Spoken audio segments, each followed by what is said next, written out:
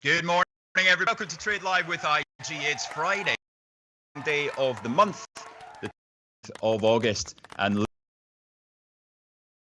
out for a special appearance. Yeah, it's a great honor and a privilege to spend the morning with you, Rich. Something going.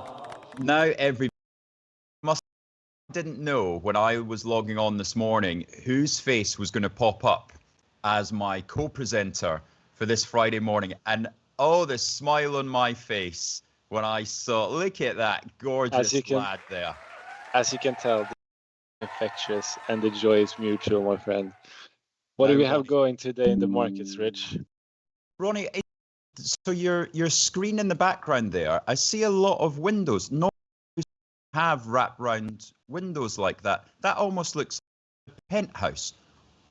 A hotel?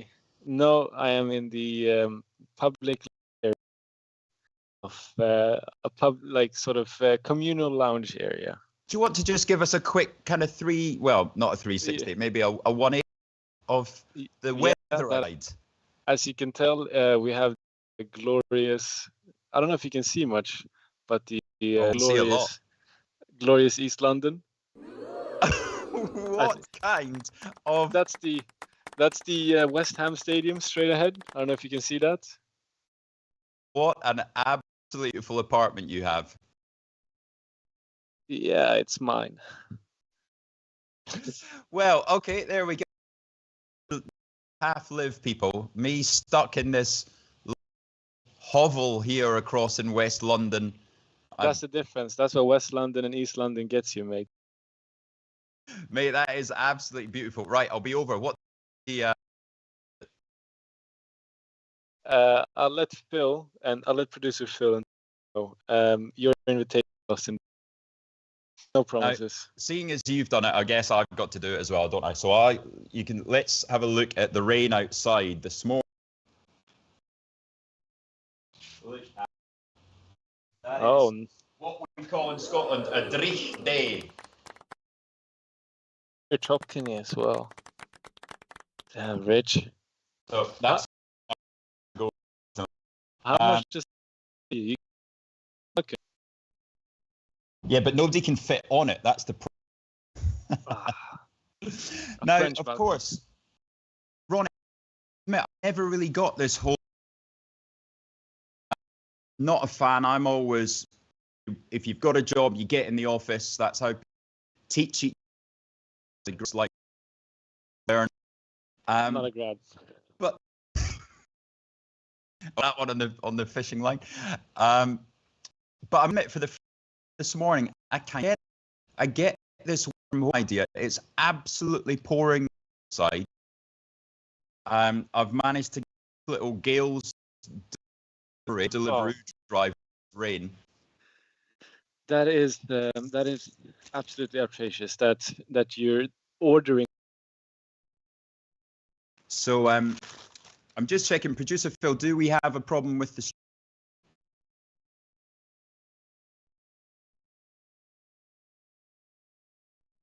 Are we off? It's going up, you buy. If you think it's going down, then you can sell short. Not only is spread betting exempt from capital gains tax, but it's also commission free. All you pay is the spread. With us, you're not alone. You're part of a wide community of traders that you can learn from. We've got the experts, the tools, and extensive educational resources to help you on your journey. Well, sorry guys, that was clearly too much excitement for the morning. Too much good stuff going on. Work from home. I think it was the Gale's coffee that was delivered that really upset the producers. Not just the coffee. We've had the old bit of pan au chocolat there, and just to prove that I'm also healthy, we went for a nice little raspberry and almond overnight oats. So that helps the diet, because it counts if you have that as well as a pan au chocolat, then that counts, doesn't it, Rob? Of course, that's what the dietitians always told me. Right, let's have a look. If you're having a pastry, it's fine. Let's have a look at what's coming up on today's Friday Fun. There we are. It's Ronaldo and I, the people's favourite, through until 8:35, and then Dicko's back on. That's right, Graham Dixon, Andrew McKelvey's favourite, because he's talking UK mid-caps. What opportunities do we have out there? He gave us a corker of one last time. Not quite as good as Julian Wheeler gave us this week, but certainly a good one. Then at 9 a.m, we got the all sessions opening bell, and 9:10, our good friend of the show, Bill Blaine, in. Bill Blaine is in with his morning porridge. He won't be happy with my overnight oats when he's got his porridge. Right, Ronnie, we've got quite a few things to get to, one of which has ruined an otherwise perfect week. Marvell has not been so marvelous. So we are going to go into overnight action and talk about that. We've got a message from Piers live from Heathrow Airport on why Marvell was down 11% after hours. Coming up. They were quite kicked.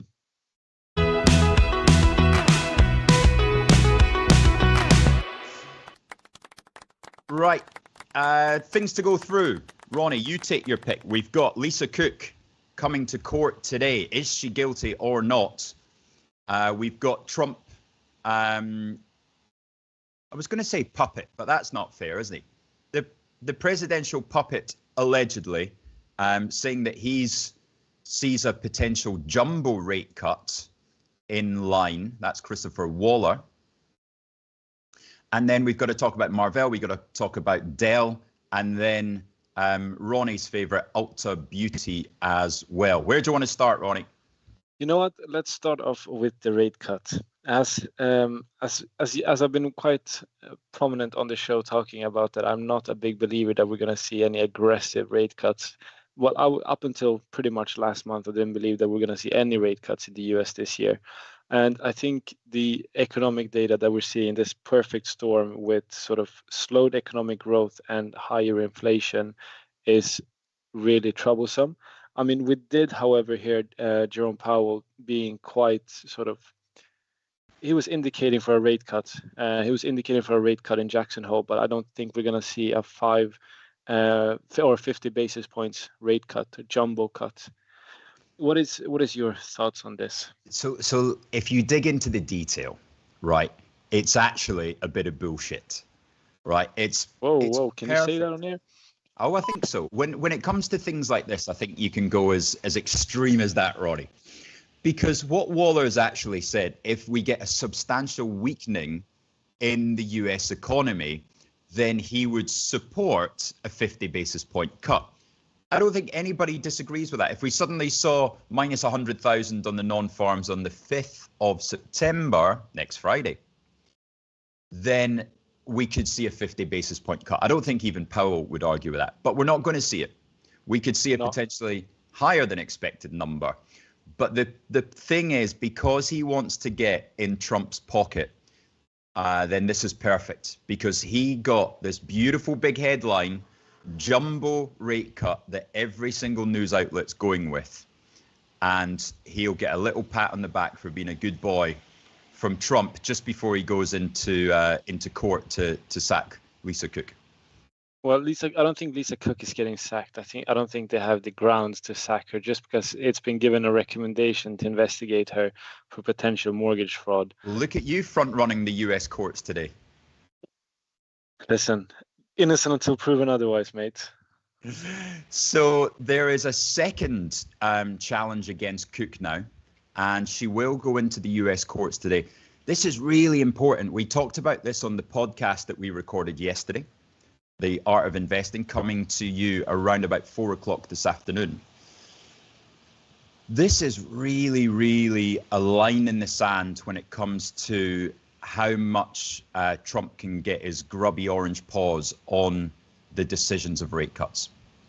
Fed independence. The thing is, I believe absolutely. I think we do need an independent Fed, not in just America, across the globe. That there needs to be independence and separation, much like the church. Needs to be separation between church and state. Needs to be separation between state and Federal Reserve, central bank. However, the people in the Federal Reserve and the central bank needs to be independent as well. There's quite a lot of people on the board of the Federal Reserve who has donated to either party and been supporter of candidates.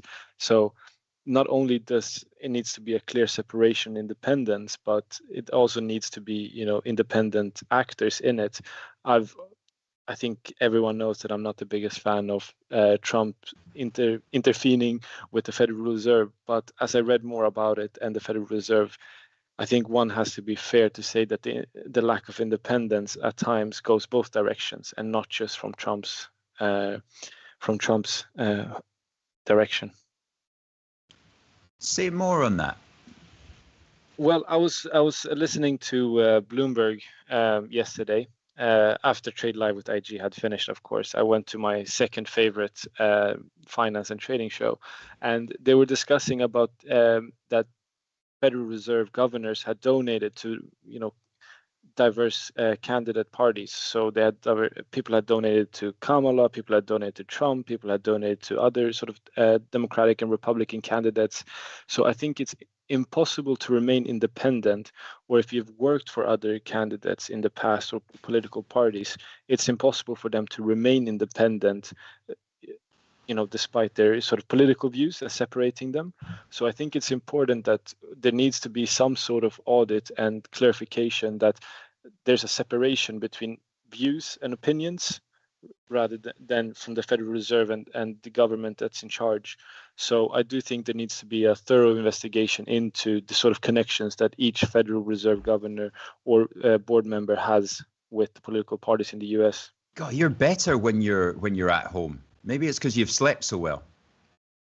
Yeah, what can I say? I'm in great shape today. I'm feeling the energy. Good stuff. Right, talking about other people in great shape. Who's out there this morning? You beautiful people, the ones that make this show what it is. The viewers. Who have we got on? We've got, of course, Boise, Parkey, Friar Tuck. Neil, good morning to you. What's the football going to bring this weekend? Should we ask Neil or should we ask Steve Davies? Steve, are you on? Well, you should not ask me because I'm really getting my bottom handed to me in the trade live with IG Fantasy Premier League. I thought you were doing okay. Well, I started off really strong. Second place, and now I'm quite far down. I think I'm in 11th. But most important thing is I'm above. Time will tell United. Yes, exactly. He's as always, he's holding the rest of us up. I mean, supporting us. Exactly. It makes the rest of us look good. Exactly. So who else we got on? Pesamali. Really bad sound this morning. Apologies for that, everybody, for that first bit. But thankfully, we got sorted now. Hopefully, we won't have that problem next week in the new studio. The jury's out whether it's going to be ready for Monday or not. So you might see us from home just on Monday, but by Tuesday we shall be in there. Andrew McKelvey saying, Rich has clearly traded the week's gone well with MongoDB because I've traded up from Greg's to Gale's. Well, another person that tried to trade up to Greg's is our good friend across at WH Smith. There's a good story in the Times this morning on what went wrong at WH Smith for this big accounting error that we have been following. And unfortunately, Robert Moorhead is the man who is taking the brunt of it. Robert is so well regarded in the city. He got a round of applause on the conference call of analysts when he left his role at WH Smith after 20 years. However, it has come back to bite him a little bit because he was going to go onto the board of Greg's as a non-exec director, and he's put that on hold until the investigation into what has happened at the US part of the business of WH Smith. Now, Andrew McKelvey, I know that you've bought into WH Smith on the 40% drop. I am very tempted myself because I do think it's a great business, but we just need that confirmation, don't we, that this doesn't go through to the rest of the accounts as well, and there's no hint elsewhere. And maybe we need to could you tell the people what is it that they're actually accused of doing wrong? So it's not accused, unfortunately. It is actually it's right in the same as Tesco's. So when you were back in school, Ronnie, then Tesco's had a similar problem with the aggressive accounting, that they were paying their suppliers late, and then they were sort of front running revenue. Just recognizing profit too early. Yeah, I think aggressive is maybe giving them a benefit of it's something you can do. You can't do it. I recognize this. There was a small energy company out of Texas who used to do this as well. They used to recognize revenue before it was actually achieved. Something small energy. It's got a French tint to it, doesn't it? It's like on. Exactly. Rings a bell. It wasn't named after you, was it? I wish. Who else do we have? Poppy's on here now. Poppy is, of course, our wonderful CJ Fellingham from the podcast. And good morning, Poppy. What do you think of the latest development today that we are going to get something today? It might be after the close on Lisa Cook, because this is a big question on Fed independence. I won't give you too many hints of our conclusion on the podcast, but it was a good debate. Let's say there was two sides of the argument given. Michael Taylor's on. Michael, stick around because we've got Graham Dixon in this morning talking about mid-caps. Of course, Michael Taylor, also our UK mid-cap specialist. And then we got DJ Meltdown. And really good show from everybody this morning. Thanks for coming along. Ronnie, what shall we go on to next then? What's the other stories? Do you want to take a look at the FT? Yeah, pop it open, pop it up. It's your subscription. Show the other half how you live. So yeah, we've got a lot there on this fiscal hole in the UK. Is that too boring for a Friday morning, Ronnie? You know what? Let's go into it. Let's talk. Let's talk about it, because we need to address the issue. We need to address the elephant in the room. It won't go away by sticking your head in the sand, Rich.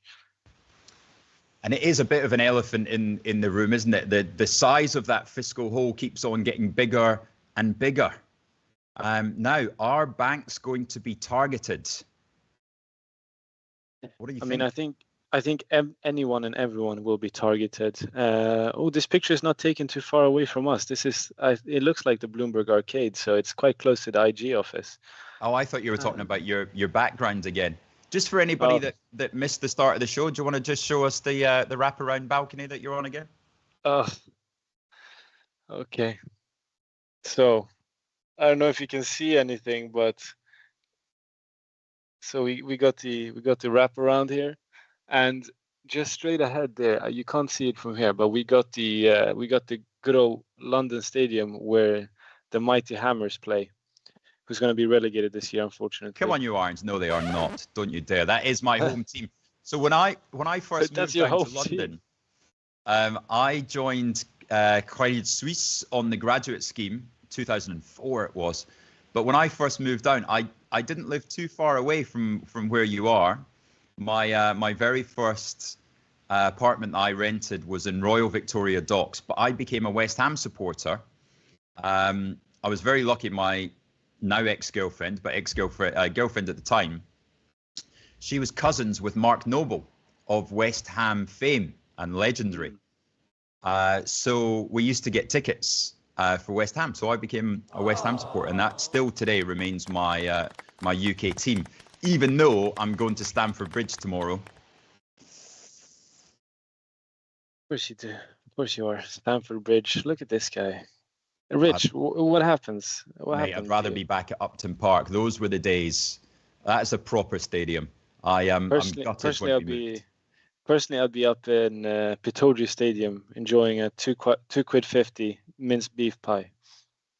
Those are the days. The old pies and bovril. I got sent for pies and bovril always 2 minutes before the end of the first half. My father used to send me down to get the pies in, and that was until you ate them all, Ronnie. Oh, shots fired. What else? Let's have a look at the front page of the Times this morning then, before we go into that horrible Marvell numbers that are not pretty. So yeah, that's the front page. Let's go to the business section. There it is. And Lotus cutting 40% of its British workforce. So these luxury cars continue. Is that also a read through to Aston Martin? Haven't looked at Aston Martin for a while. Maybe if we really want to work producer Phil hard this morning, we could ask him to get the share price chart of Aston Martin up. And that was one that Ronnie and I had our first ever wager on, wasn't it? Whether Aston Martin would stay above £1.10 or not.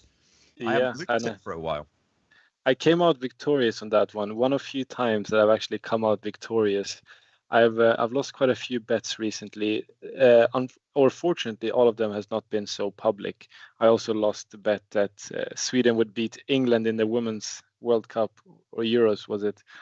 We lost on penalties, unfortunately. But Aston Martin, talk to me. I think there's rumors about them going private, as they've sold out of their F1 business in order to finance the motor business itself. I mean, it's literally that, isn't it? It's put this thing out of its misery. Put the stock that is down 98% from its IPO, just put it out of its misery, take it private. We all love the cars, and nobody needs to continue to hemorrhage money in this thing. Nobody needs to get hurt. Just take it private. Yeah. Right, it's time for that beautiful part of the show when we play a song of the day. It's not chart of the day anymore, it's song of the day. That's how good producer Phil has worked on these songs. So what is it going to be today? What country are we in, Mr. Philippe? Oh, he's gone European today. He's gone rogue. Oh. I'll go an early shout on Commerzbank. Freaky Friday. What's it? You can go with Novo Nordisk, Ronnie. I love Novo Nordisk. Yeah. Right. Join us after the break. We're going to be going through Marvell, and then we're going to be going through the UK Open. But let's see what the chart of the day is. Hamish, are you ready? Come on, somebody beat Hamish. Come on.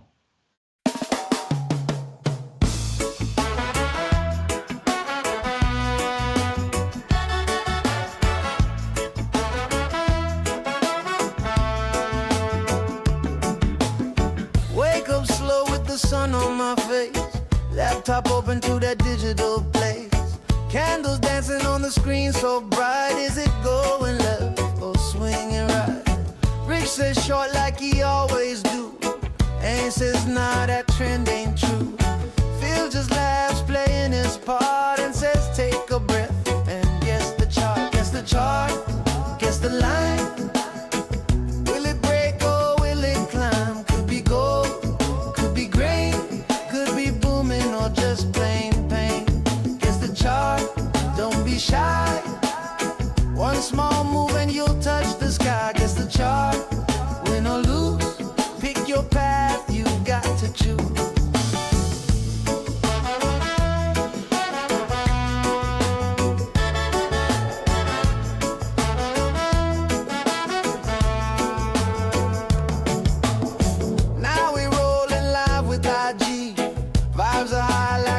S&P.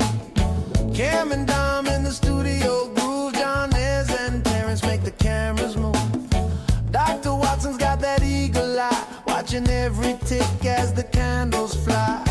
It's not about the fear or doubt, it's just the thrill when the trend breaks out. Guess the chart, guess the line.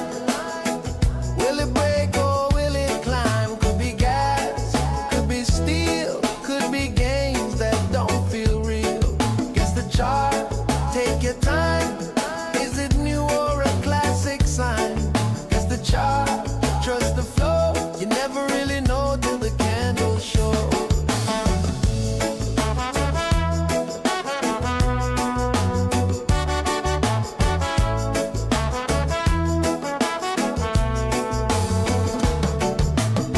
Draw your lines and sip your tea, but the market moves so endlessly.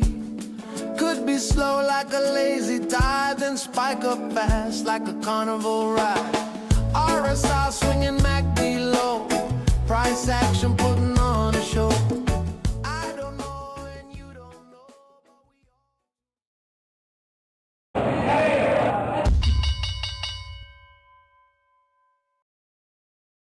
we Now, Ronnie, did somebody just beat Hamish in chart of the day? I don't know. I'm a strong believer in my Scottish brother Hamish. He just got that about him.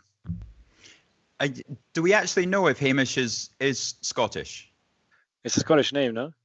Well, it most definitely is a Scottish name. But Hamish, tell us where you hail from. But it looks like Jim Paxman has indeed absolutely nailed it. Well done, Jim. Big round of applause. I was completely wrong with Ferrari. What's producer Phil saying that I should be the one who knows what L'Oreal is? I don't know what he means. If you guys could hear, if the audience could hear what I just heard in my headphones. I think the audience would very much enjoy to be hearing more of producer Phil. So I think by the time he's back from his holiday, Phil, huge congratulations, is going on his honeymoon on Monday. He's not getting married, he's just going on a honeymoon. But we are going to be without producer Phil for 2 weeks. So not only have we just gone through 2 weeks of not having a studio, now we're not having the producer. What could happen here? I think it's time to bring Brig Fred back. Let's bring in Brig Fred. Oh, controversial. Producer Fred coming in for a 2 week. Is that going to happen, Ronnie? Yeah, I would hope so. Guest appearance. I really liked producer Fred. As much as I like producer Phil and producer Terrence, producer Phil and Fred and I, we had a special bond, with the beard, and everything. It was just. So this was meant to be a nice little, minute to say, producer Phil, have a wonderful holiday. Thank you for all your hard work. You've done amazing things since you came in. Kind of didn't turn out that way, did it, Ron? It's tough love. It's tough love. He knows I mean well. Good. Right. So we've got 45 seconds to the London Open. So we'll talk about Marvell. We've actually got a soundbite now from Piersey from Heathrow. So I will play that to you. Of course, his head between his tails. Marvell down 11% after hours. But it's been a great week with old MongoDB, so I cannot complain too much. But apologies if any of you have Marvell out there. That's going to hit me certainly on the P&L later today. But let's first of all see what's going on in London, mate. What is going on in the London Stock Exchange? Are we ready? Ring that bell, Ronnie.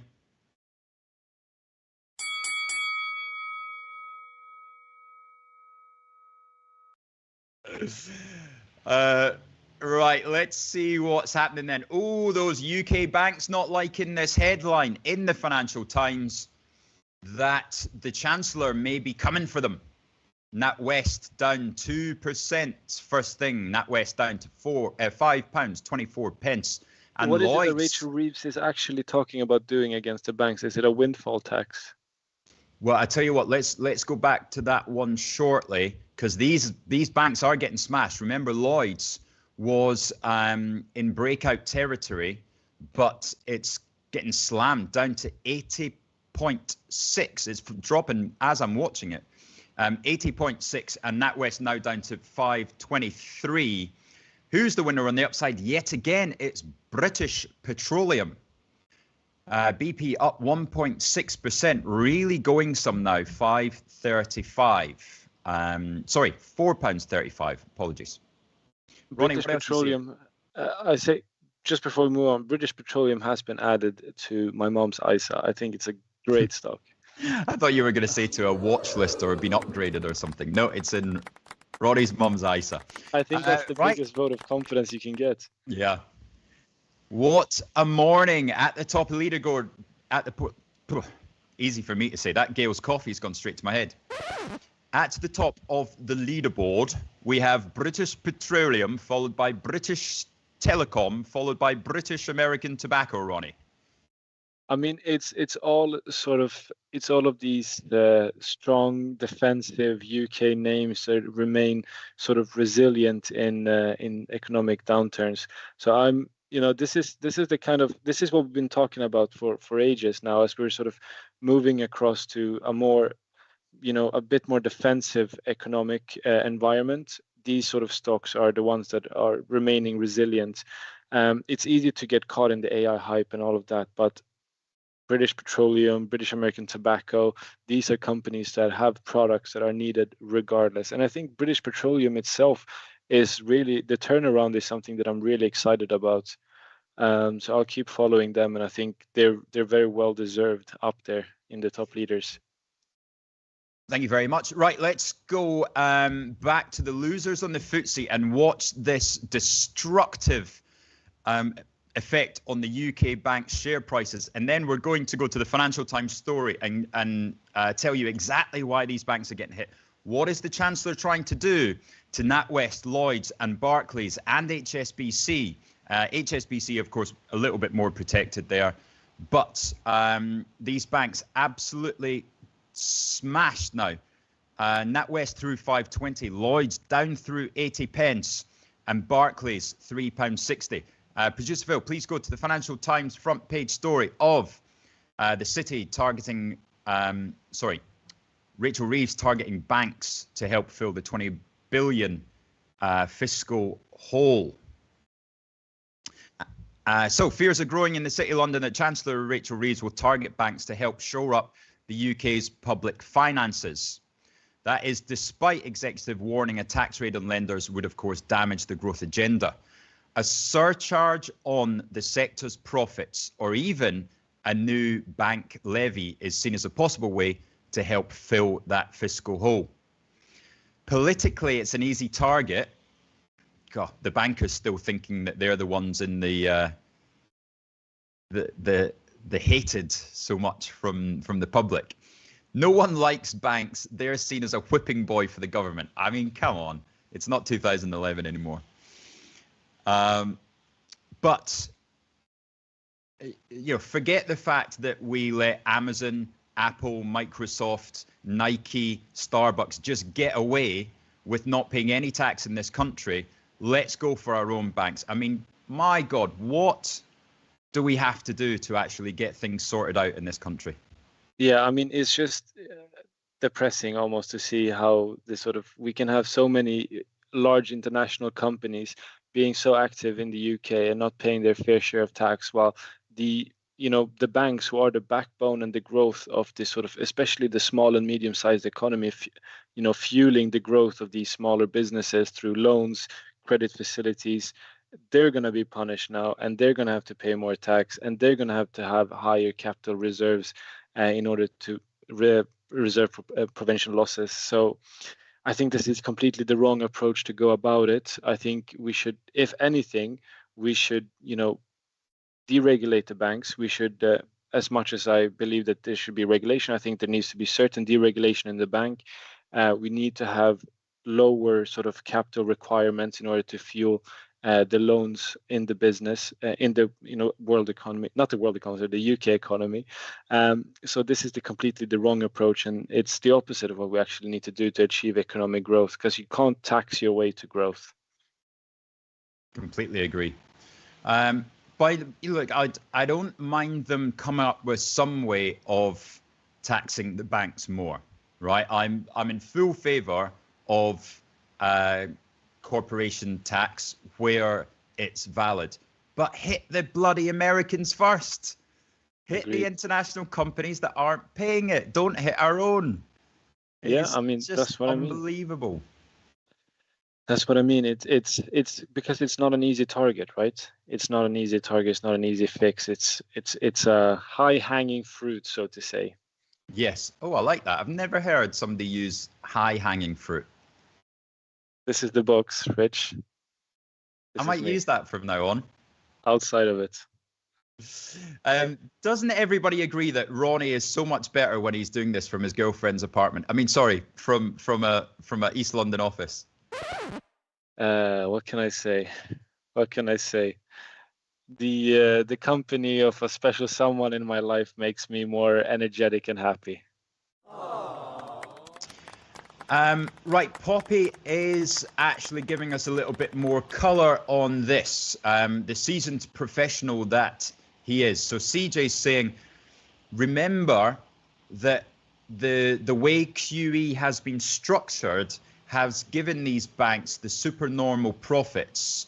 And of course, reform, Mr. Farage has suggested that this should be changed. Now, that is something I 100% agree with, because banks have been getting free money for too long, the way that the bond system is structured at the moment. Now, Farage was 100% right on what he suggested there. Is that the only thing you agree with Farage on? Just making sure. Yeah. Okay. Just checking. That's not a route to go down. That's it at this time in the morning, Ronnie. Not until you get your visa, then we can all stay quiet on that. I have my visa. I just need to get my citizenship. Yeah, it's a graduate visa. It doesn't count. Blimey, I'll never beat the graduate allegations. Next show, I'm gonna pull up my workday sort of profile to show. Oh no, I'm sorry. I'm talking about graduating from a demo account to a real one. Right. Okay. Right, let's have a look then. So that is the main story of the morning for the London Stock Exchange. Lloyd's now well under 80 pence. NatWest £5.18. But we haven't had a look at Europa. So let's have a look at how these European friends of ours are doing. Of course, the French having a bit of a tough week. Yeah, while you figure out the chart on the Europeans, just a quick comment on the UK banks. As Luke Moore and I have said, we do have a client who trades the UK banks every day. They call in about it several times a day. And we've seen a sort of a clear downturn in the banks like this whole week. They've been getting hammered this week across. And I think this sort of news that come out was a clear indication of it. And that was sort of the nail in the coffin, I'd like to believe. So the banks have been taking a beating, and I don't see an end in sight. Right. What do we have in Europe? On to Europe. So Rheinmetall, which of course opened the biggest ammunitions factory in Europe this week. Rheinmetall up 2%, 1,171. Puma, of course, with those takeover rumors from earlier this week. Puma up 1.5%, and then we've taken over Puma. I mean, that's like the blind leading the blind. On the downside in Europe, there's not too much going on in Europe today, actually. Air France down 50 basis points. RWE, Gucci down 40 bips. Yeah, BMW and Mercedes down 40 as well. So not too much going on in Europe this morning. If we go across to the world of commodities, Ronnie, Now gold, what a day yesterday. I said I think it's going straight to 3,600 in my personal opinion, not financial advice. It certainly started at March yesterday, 3,410. It's had a stellar week this week, gold. And the more we hear about Lisa Cook, about the Fed independence being erased from history, then the higher gold could go. Rich, there's been a lot of price targets thrown around with gold this past year because it's had such an exceptional year, so it's always been sort of revised. I famously lost a bet against you with gold hitting, what was it, 3,000 before April? 3.5 was it? 3.5 before April. What is your take on the high of gold this year? Because was it HSBC who set a price target of 3,600 for the year? Yeah, but I must give you credit. Didn't stay there for long. We talked about 3,500, and it was there for about 4 days, and then it retreated 10%. So you didn't win the battle, but you may have won the war in that one. Yeah, I just think everything is coming together so nicely for a story on gold, and that is potential weakness in the job market. The Fed cutting rates down to 3%, so that gives you dollar weakness. The long end of the yield curve going higher because, of course, people really worried about inflation. Inflation is, in theory, positive for gold, as we know. But if we get into some real problems and the curve goes as steep as we could possibly imagine, then you might have to get central banks coming in and buying the long end bonds, as our good friend of the show, Joe Clement, suggested a couple of days ago. Now, some pseudo QE would put an absolute rocket under gold there, because bringing QE back in a time of inflationary pressures would just be mind-blowing. Yeah, sounds like 1933's Germany. What? Yeah, the road that we're going down with, if Lisa Cook is successfully removed from the board, the route we're going down is very concerning, but it could also be very positive for equities. Do you think so? Well, only the equities that are benefit from 5% inflation. But unfortunately, if you get a meltdown in the bond market, equities, first of all, have a mini crash. Then you get this QE coming in, and then you get one of the biggest rallies that a face-ripping rally when QE comes back in, because everything is just currencies are debased. And when the currency is debased is when we get 5,000 gold. And I think 5,000 gold is now realistic for 2027. I mean, that's almost a scary thought, as gold is seen as a safe haven. When there's concern around the world, we see an increase in gold price. So a gold price of 5,000 is almost scary, because, like you say, we're going down a sort of very concerning route. And also, Rich, in my opinion, seeing a sort of quantitative easing in times of where we already see strong inflationary data, isn't that simply going to fuel all the issues that we already have on a macroeconomic level and just scale them? 100%. You're absolutely spot on. But that's what Trump has taken us towards. Let's not be in any doubt. Trump has taken us there. He's had some fantastic wins, right? What he's done in tariff world is fantastic for the US government balance sheet. What he's managed to do there is really, really impressive. But Yeah, it's really worrying what happens to currencies as a whole, which is again feeds into the Bitcoin narrative. That's what I was going to go to. That's what I was going to go to, because we've seen we saw a rally and then a bit of a pullback on crypto, but Bitcoin now is going to be on an absolute tear, especially with it becoming sort of playing into the decentralization aspect of it, and it's basically the only currency out there that is completely decentralized, that doesn't have like a management team or a leadership team. I mean, you can have the Circle, you can have the Solana or whatever, but they're all sort of managed by people, whereas Bitcoin is completely decentralized. It's becoming the sort of digital gold of the world, and it's becoming more and more normally adopted by central banks as well. So there's going to be larger acquisitions, push the price up. So crypto and Bitcoin in particular, I mean, Bitcoin in particular will be the biggest winner in my opinion, and then it will drag up other cryptocurrencies along with it. Julian, great point from Julian there. And thanks for that, Ronnie. Yep, you're absolutely right.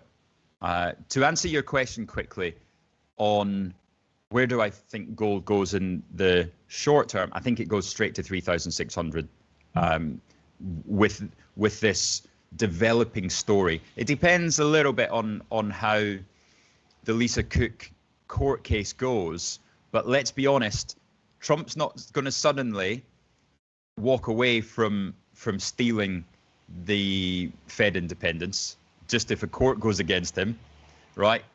He'll go all the way he can to make sure he's got that majority on the Fed board. I mean, he's trying to oust Jerome Powell based on the fact that the renovations of the Federal Reserve building has gone over budget. He'll do it any way he can. Absolutely. Right, we're dipping into fast markets a little bit, so we will go for a very quick break and we shall be back shortly. Ronnie coming to you live from the Paradise penthouse, and myself from a dreary, wet, depressing West London. We'll see you shortly.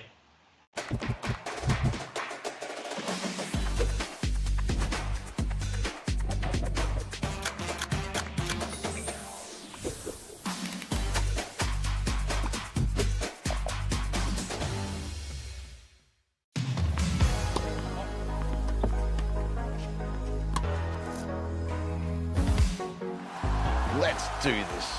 Hello, Pat Cash. So guys, I've always been known to be the fastest, the fittest, mentally the toughest, but the cash returns, that's something else. Watch and learn.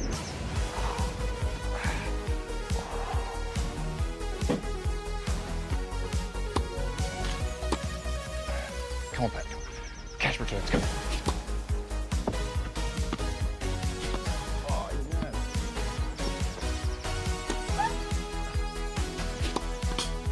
Guys, where are you going? You're not going to get better than cash returns.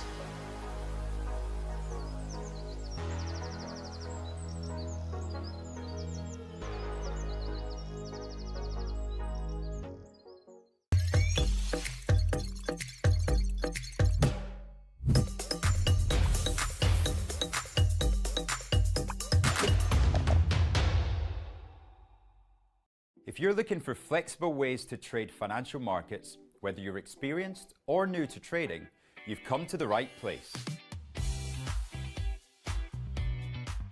CFDs let you speculate on the price of financial instruments like shares, indices, forex, and commodities without actually owning them. You can benefit from both rising and falling prices across 17,000 markets, letting you find the perfect opportunity. So if you think the market's going up, you buy. If you think it's going to go down, you sell. When trading CFDs, you're trading on leverage. Now, leverage lets you trade bigger positions with less money up front. So this increases your profits on your trades, but also remember your losses are also amplified. So be sure to manage your risk. With us, you're not alone. You're part of a wide community of traders that you can learn from. We've got the experts, the tools, and extensive educational resources to help you on your journey. If you're not quite ready to trade CFDs with real money, you can always give it a go on a demo account. Open an account today, join the conversation, and be inspired to make moves.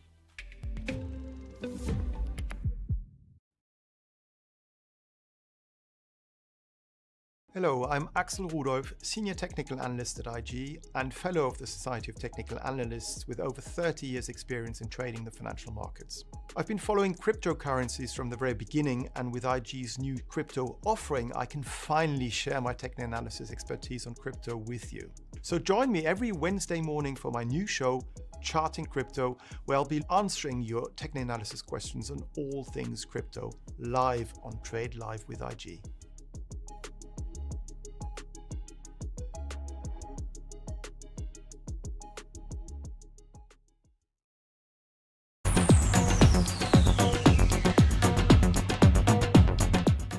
Welcome to Fast Markets. Yes, we're here. We're running into the weekend. We're running into the end of the month. How has your performance been, ladies and gents? Let's hear from you. Has it been a good month? Has it been a bad month? This week has certainly saved me with Julian Wheeler with a very lucky MongoDB. But also, of course, Palantir coming back, NVIDIA behaving themselves has really crushed the volatility. Compressed that volatility, and that has benefited me on the selling options side. However, of course, Marvell is going to be a stinker today. So we have got Piers Buckworth coming to us from Heathrow Airport. He's about to fly to the Hamptons with his kids to see his brother, but he's very kindly given us a report on Marvell. Let's see if we can play this to you. Yeah, hi, mate. With regard to Marvell, I mean, the bottom line is that they missed the expectations. It's a quarterly reporting, which in the grand scheme of things doesn't mean a lot. It's kind of early days in terms of improving themselves in AI. Revenue growth is 58%, which is a very healthy clip. They also hit the record revenue milestone. So it's all, as ever, just a game of expectations. And So miss on the numbers, not what we wanted from Marvell, trading down as much as 11%. But let's see how they do in the main trading session today. If you've got an option structure on, then it's not so bad because, of course, I'm short the 55 puts here. So I'll lose a lot of the premium in the calls that I own at the 80 level. But they were trading at $3.50, so those are worthless now. And, well, they might still be worth 50 cents or something, but I'll lose $3 there. And then, but also the vol will come out of the short puts. So not the end of the world, but it's still going to be a stinker with regards to the stock performance. So, Ronnie, what have you seen from results last night? We had Dell, didn't we? We did have Dell. Which was very interesting indeed. They had a pretty decent results overall, even though the price of the stock didn't reflect it. They saw consistent growth across.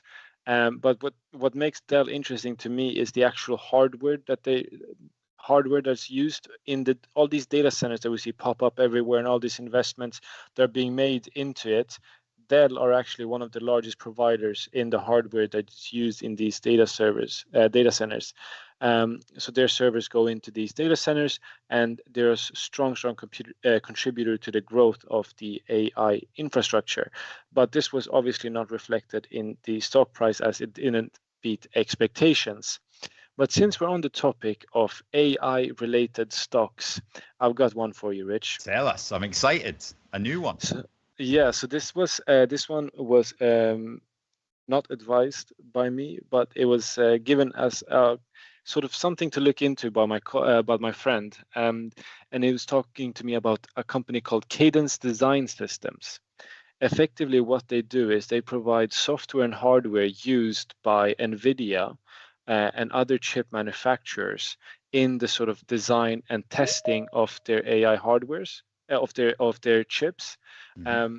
So they have sort of been approved by NVIDIA as one of their suppliers, and they're growing consistently with 20% year-on-year growth.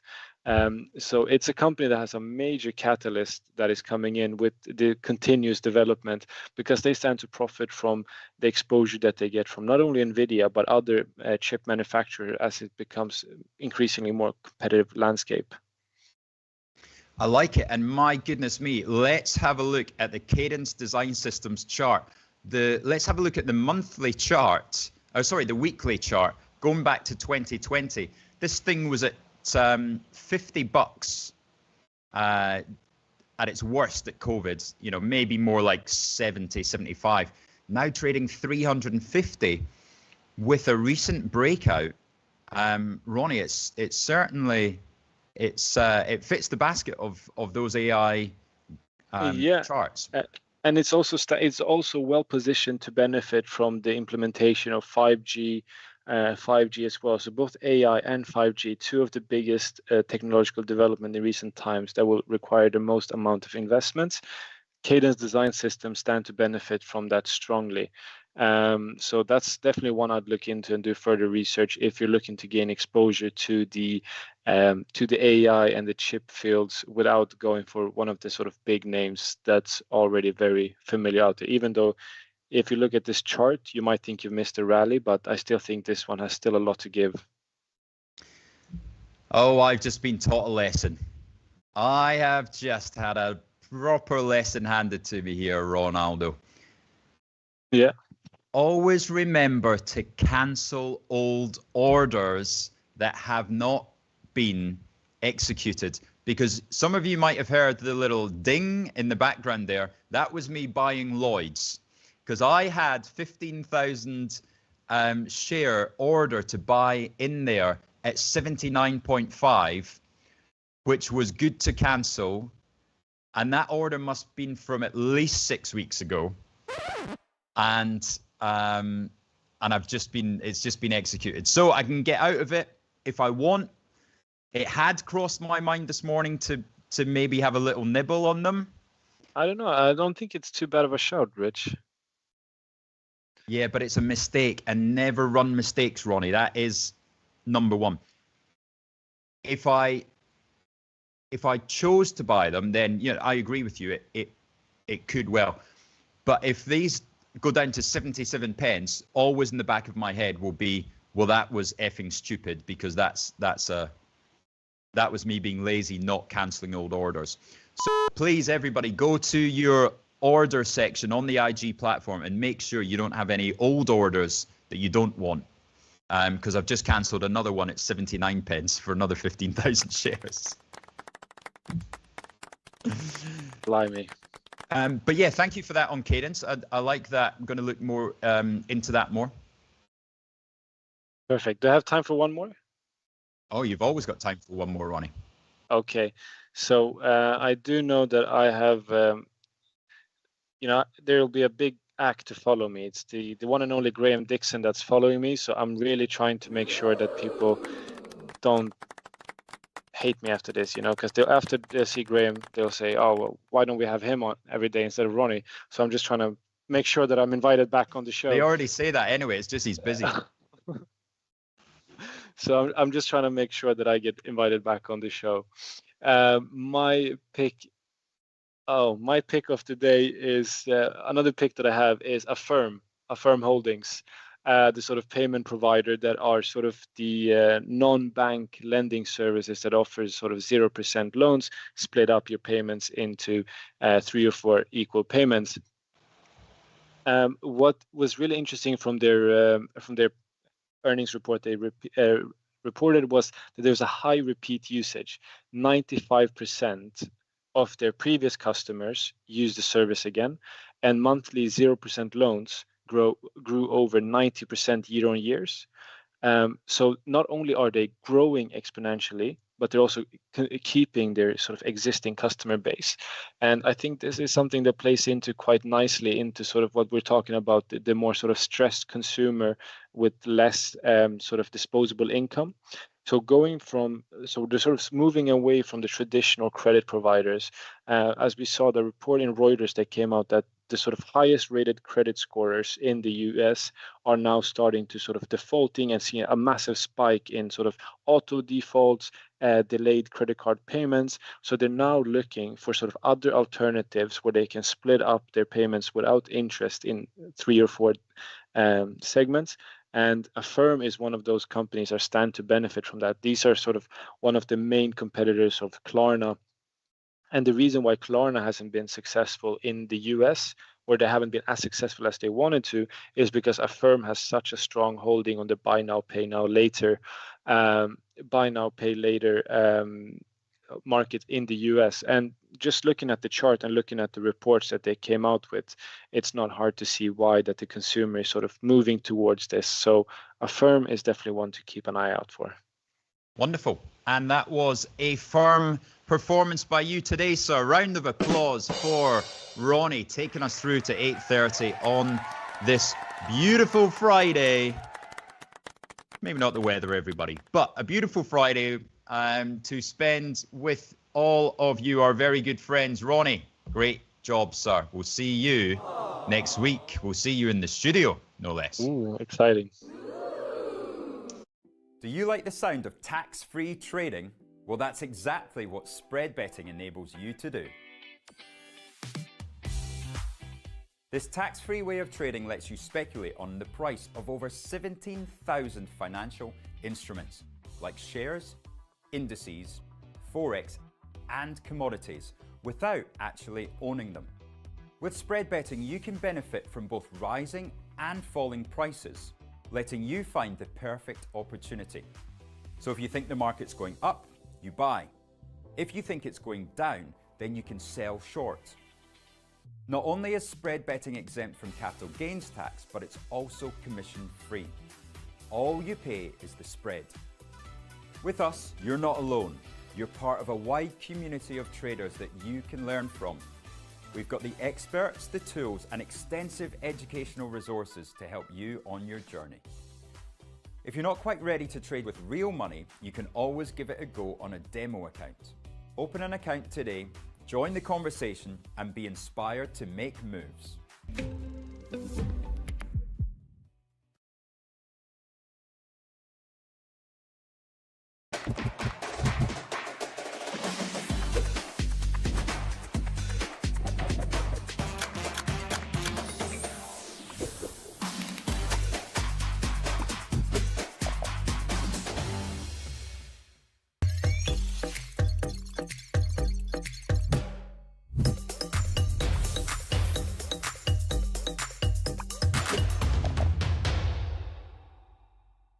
If you're looking for flexible ways to trade financial markets, whether you're experienced or new to trading, you've come to the right place.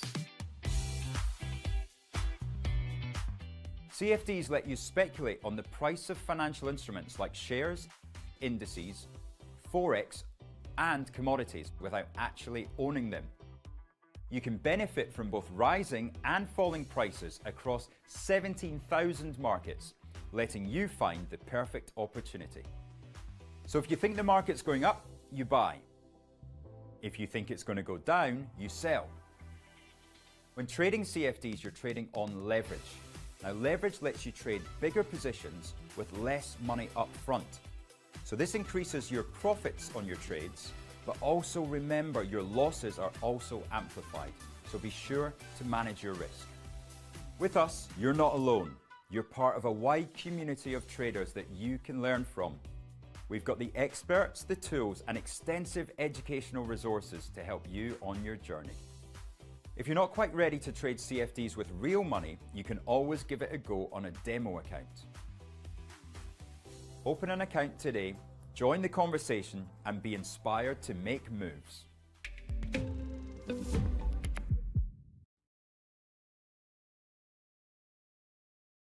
Hello, I'm Axel Rudolph, Senior Technical Analyst at IG and Fellow of the Society of Technical Analysts with over 30 years experience in trading the financial markets. I've been following cryptocurrencies from the very beginning, and with IG's new crypto offering, I can finally share my technical analysis expertise on crypto with you. So join me every Wednesday morning for my new show, Charting Crypto, where I'll be answering your technical analysis questions on all things crypto, live on Trade Live with IG.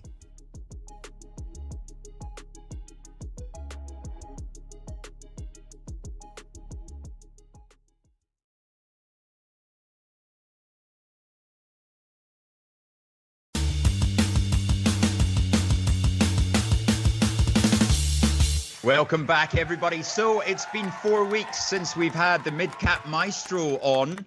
We got him back for you last day of the month. Tell us, Graham, how have you been, sir? Very well, thank you very much. I just got back from holiday. My business partner just got married out there in Cyprus, so just got back and fully recharged. Beautiful. Do you know, I've never been to Cyprus. What's the verdict? Well, it's just like being in the UK, but with guaranteed sunshine. And they have a 3-pin plug. Everyone drives on the left-hand side of the road. It's quite strange in that respect. You've got to give me some downside here, because I'm not hearing any. Okay, it's mega hot, and it's I suppose when it comes to cuisine, it is very Greek-centric, shall we say, which is lovely. Fantastic. But, yeah. It is lovely food, but still not hearing any downside.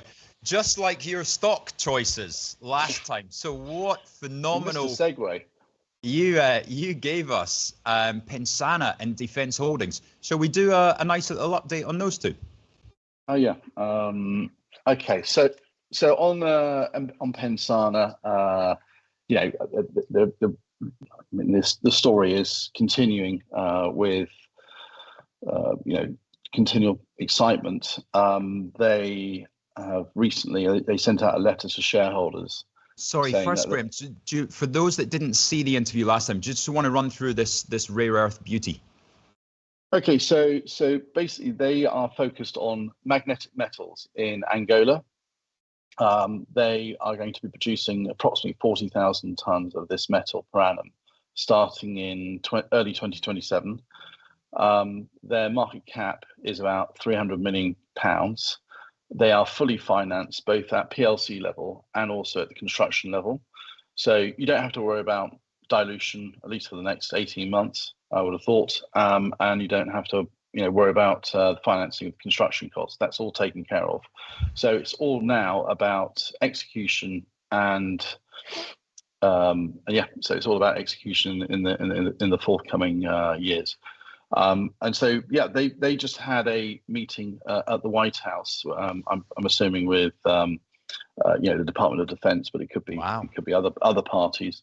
And why it's so interesting, Rich, is that there's another company called MP Materials, which has a similar production profile of about 40,000 tons per annum, but their plant is in California. Their market cap is $12 billion, and this one is about £300 million. What's that? It's about $400 million, approximately. Yeah. So there's a massive valuation disparity, but Pensana have plenty of exploration upside, and it's open pit. It's not underground mining, deep. Capex at MP Materials will be particularly high, whereas with Pensana, it should be very modest. The capex is already known, and the opex should be very low given it's open pit. So if they struck a deal, and this is what gets me excited, if they struck a deal similar to what the Department of Defense have done with MP Materials, with MP, yeah, then I've done the maths on this, and it's without guarantee. I'm just it's hypothetical, but it would equate to £6 a share on Pensana. And just now remind us, is it 90? It's just under £1 at the moment. Yeah. It's hard to see. It's hard to see. Yeah, don't say it. What? Don't jinx yourself. No, I won't jinx it. No. Okay, right. No. Let's go another way. What's the risk? What's the risk? Yeah, good. Well, I suppose you've got in the short term, sort of sovereign risk. So something like that could put a kibosh on it. So if the Angolan government suddenly became hostile towards, Western mining companies mining in there. That there's always that possibility. There is the possibility of, I don't know, actual war, which would stop all operations, or potentially operations going, from Angola to the US, potentially. I don't know. The main one is probably sovereign risk, as far as I'm concerned, and the execution of actually, make delays in constructing the mine because of logistical problems, etc. Okay, wonderful. That's really interesting. When was the meeting at the White House? I assume that's last week, apparently. Right. So this last 10% is that's from some clever. We think there's some excitement from that, I would imagine. Yeah, makes sense. Wonderful. Right, Defence Holdings up 20% since you were last on. Yeah, well, I think that's there is it's still at the beginnings of its ascent, I think. There's a journalist by the name of Charles Archer. I think he used to write for IG or work for IG at some stage. Okay. He's known on Twitter as _stocks_guy. And he wrote a fabulous report on Defence Holdings and did an interview with the newly appointed Chief Technology Officer, Andy McCartney, of Defence Holdings. And it's really quite difficult to ascertain why one would actually be buying Defence Holdings based on what we know. But what we do know is that they are assembling an A1 team.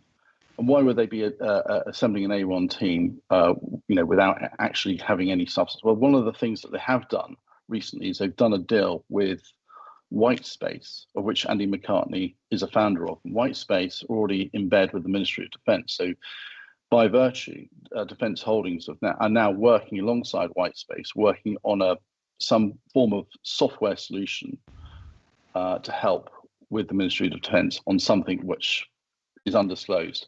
That is also one of the downsides in some respect, is that you don't actually know what they're doing because it's so secretive. It hasn't hurt Palantir at all, has it? It hasn't hurt Palantir, but it is very exciting. I don't think there is any play like this in the UK. I mean, if you went to the US, you'd have Palantir, but that's arguably that's overvalued. Or the other ones is Andorra, which is a private company. So to get access to like a sovereign UK defence play, software AI play, this is the only one I can think of. And can we invest in Whitespace, or that's private? No, Whitespace is private. Okay. Yeah. So the only way of getting access to it is through is Defence Holdings. And remind everybody what the rest of the company consists of outside that. Well, really, it's just in its early formations. The company was previously an esports business that was going nowhere. So they got rid of that old business, injected new management into the current business, and it's really at the very beginnings of its creation. So at the moment, there isn't much more to add than what I've already said, except they're building up a first-class team. They've just added a new chap called Bertie Bassett, who was 26 years in special operations and has secured multi-billion contracts for the ministry, well, with the Ministry of Defence and other allied nations for companies he's been associated with. So the team is building up extremely well, and I suspect that will carry on in this regard. Wonderful. Right, there's our update on two of the names that we covered a month ago, both doing well. Now, do you have any new nuggets for us? So one I've been involved in for a long time, and it has been, it was very successful, went from 3p to £1. There's a company called Chill Brands, ticker is CHLL. They've got about 500 million shares in issue. Their share price is about 1.65p mid price. Oh, that's a real small cap on that one, isn't it? Oh yeah, it's a real small cap. as is defence at the moment. I mean, the defence holding is only £11 million at the moment, but Wow. this one, did have a £200 million market cap back in 2021, but just through over-promising, under-delivering, and also through legislative changes, because they're involved in the vaping industry. When the government imposed a ban on disposable vapes, that their business model had to change dramatically. And then there were some management changes that occurred. They got suspended, actually. The shares were suspended for about a year whilst they were sorting that out. But now they've come back on. They bottomed out at a penny, as you can see there on the chart. And they seem to be sort of holding firm and now back on their merry way. And you can see that the stock looks like it's sort of breaking out, dare I say. They've changed their strategy. So they used to be purely focused on well, a little bit of wellness, but primarily, or smoking cessation, but primarily in non-nicotine vaping. But that changed when the government ban came along, and so they pivoted, and all the learnings that they had with distributing all the products to various shops and outlets throughout the UK over the last couple of years, they've learned from that about distribution and how fragmented it is. The distribution in the UK is very fragmented, and potentially full of good people and some charlatans thrown in. And I think with the management at Chill, they've got a very legal background, and I think there's a lot of brands that would love to come to the UK, but they just don't know how to navigate it. And so if you've got someone with a legal mind that can come in and advise them at how to tackle the shops in a legitimate way, then they not only they can provide advice, but they can also provide the actual distribution itself. So I think this could be a really interesting play, and they're very well supported by their shareholders. Now, just to remind everybody, because we don't focus on small mid caps much. No. So the not just a health warning with vapes, but we also have to put a health warning on, there's a 20% spread on this thing. So just remember that size accordingly. Know that there's significant downside risk, and as soon as you buy, you're already down 20%. So it's not this kind of world where you can get in and out of Lloyd's like I was looking at this morning for a very low cost. If you are liking the sound of any of these, we've talked about one you'd call a mid cap, but this is very much a small cap, isn't it, Graham? Yes, yeah, very much a small cap. In fact, I think I suppose defence holdings and Chill brands definitely will be small caps. Pensana at a £300 million market cap, I would argue, is in that sort of zone of stepping out of a small cap into a mid cap, but not quite there yet. Exactly. And that's only got about a 1 to 1.5% spread on it. So that's a lot more of what we're using. That's true, yeah. The other thing, of course, is when you're dealing with a broker like IG, you can pick up the phone and speak to your broker and see if they can get a price way within the spread. Yeah. So hopefully that would narrow the actual real spread compared to the sort of quoted spread. And very much worth doing. Good stuff. Right, we're getting a couple of questions on the good old chat. Our viewers love what they're hearing here, but they do have a couple of questions. I'll come to those shortly. We might just go to Graham's final beautiful idea first, and then we'll, if you don't mind, we'll keep you around. Sure. So the last idea I have is probably the most boring of all four. But it's called NCC, and they're involved in cybersecurity. Share price is about £1.43, £1.44. 350 million shares in issue, it's about 440 million market cap. So that's NCC as in November Charlie. That's it. And they provide cybersecurity advice and implementation to governments, policymakers, regulators on emerging technologies, and trying to protect them from threats from cyber threats, effectively. They've also got another division which is involved in escrow, but software escrow. So what they mean by that is if you own a business and you've just spent a lot of money trying to have a tailored software solution for your business, and then all of a sudden the software company you've done business with has found itself in financial difficulties, and so all of a sudden the software that you've just invested in is now at threat from maintenance from your software provider. They have this escrow system where somehow they get the third party to ensure that all the software coding is kind of mirrored, should we say, with the escrow account. So should something go wrong with the software company, then NCC's escrow account can step in and provide that continuity for their customers. Okay. So they've got that side of things. Anyway, the interesting bit here is that in July they effectively put themselves up for sale. So this is where potentially M&A is they've got one of the takeover panel rule 8.3 rulings is now in place, and they've actually have put, I think they've put up their escrow business up for sale, and they're potentially putting up the cybersecurity business up for sale. So potentially the whole business is up for sale.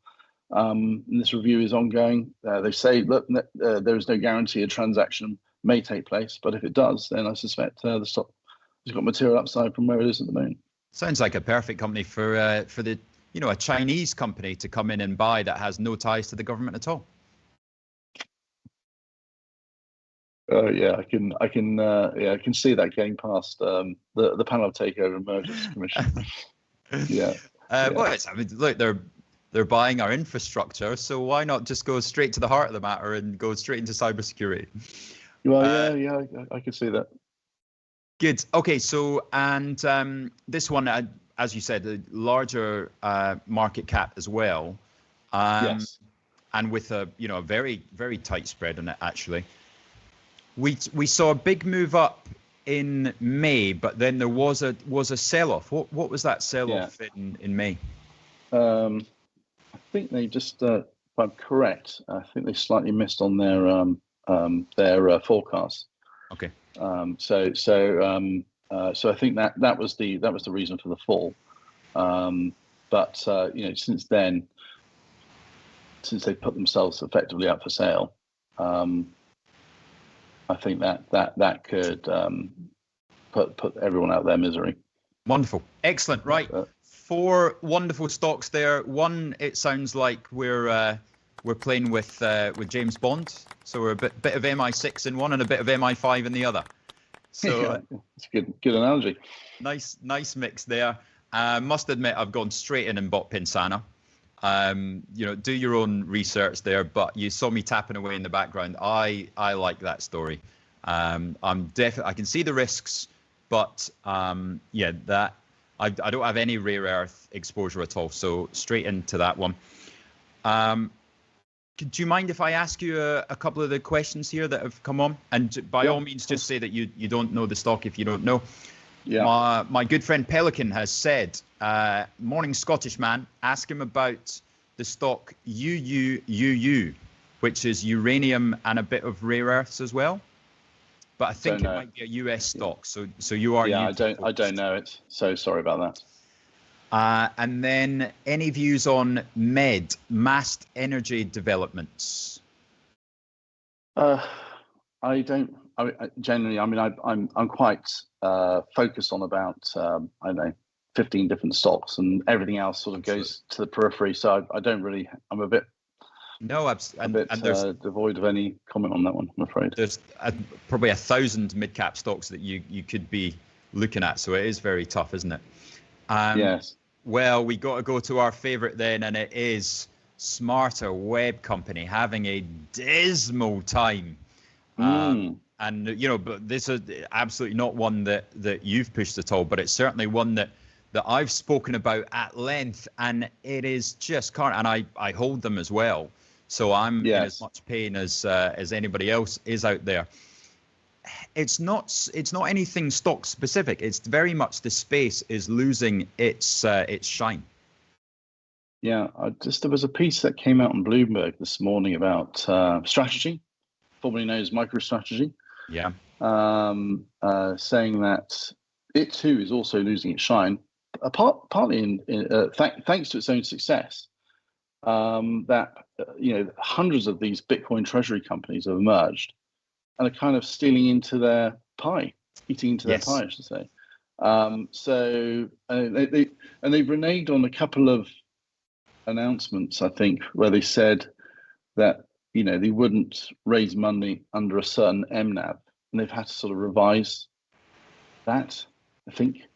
So they said that they won't raise money under a 2.5 MNAV, and the market saw that as just a little bit arrogant. Him trying to dictate what the MNAV should be, and strategy trades at about a 1.7. It shouldn't be more than 1.5 to 1.7 when it's that size. Smarter Web being the size it is, it's so much easier for Smarter Web to use the leverage advantage in selling equity. If Andrew came along and did a 30 million raise now, right, it dilutes his company by about 10%, but it would add more than 15% to the net asset value. And that's when you're still able to add 15% to your net asset value from doing one deal, there's a lot to be said for a company of his size trading at a higher multiple than strategy. But the market's just not paying attention to any of that at the moment. They see that he hasn't really done a deal in probably 3 weeks now, and probably because he doesn't want to dilute down here. But I think the whole sector is under that set. I've got about 15 I'm watching, no, maybe less than that, but they all seem to be going down, and it's very difficult for them to they call it the flywheel, don't they? Where you have an increasing share price, raise capital, and then buy some Bitcoin immediately afterwards. But when the share price goes down, it's difficult to keep that flywheel going. So maybe it's just this time of the year. I think it's the last trading day of the month actually today. So coming into September on Monday.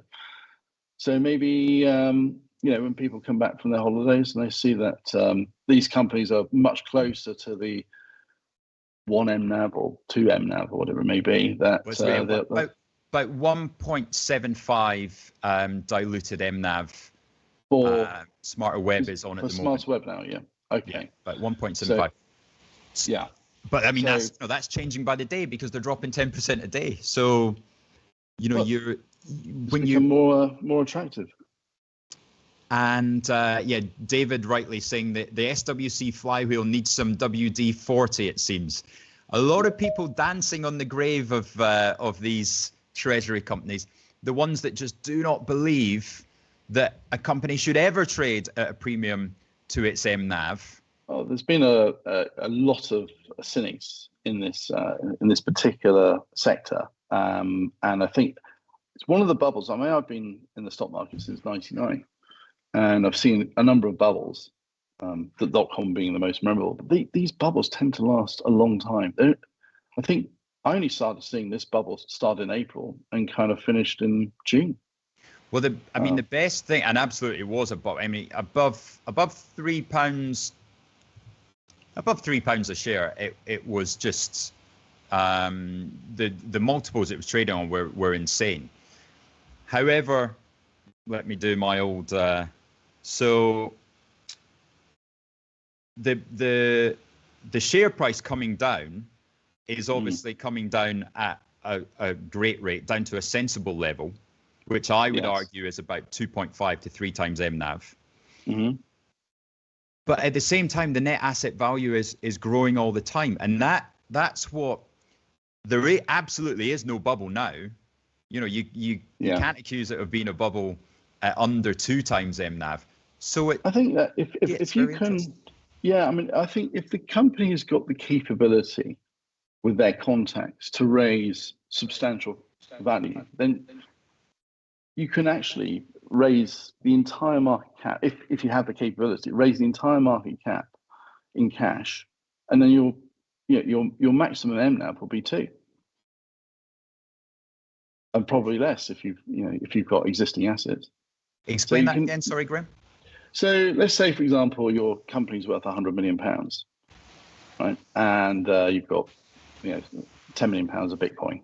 So your MNAV is about 10, and then all of a sudden you want to raise a lot more money and buy a load of Bitcoin. So you raise £100 million on a 100 million valuation. So your post-money valuation is £200 million. You've got £100 million of cash and £10 million of Bitcoin, but you then buy £100 million of Bitcoin. So then your MNAV, if you combine the 100 with the 10 million, you've got 110 million pounds of Bitcoin assets on a 200 million pound valuation, which means your MNAV is less than 2.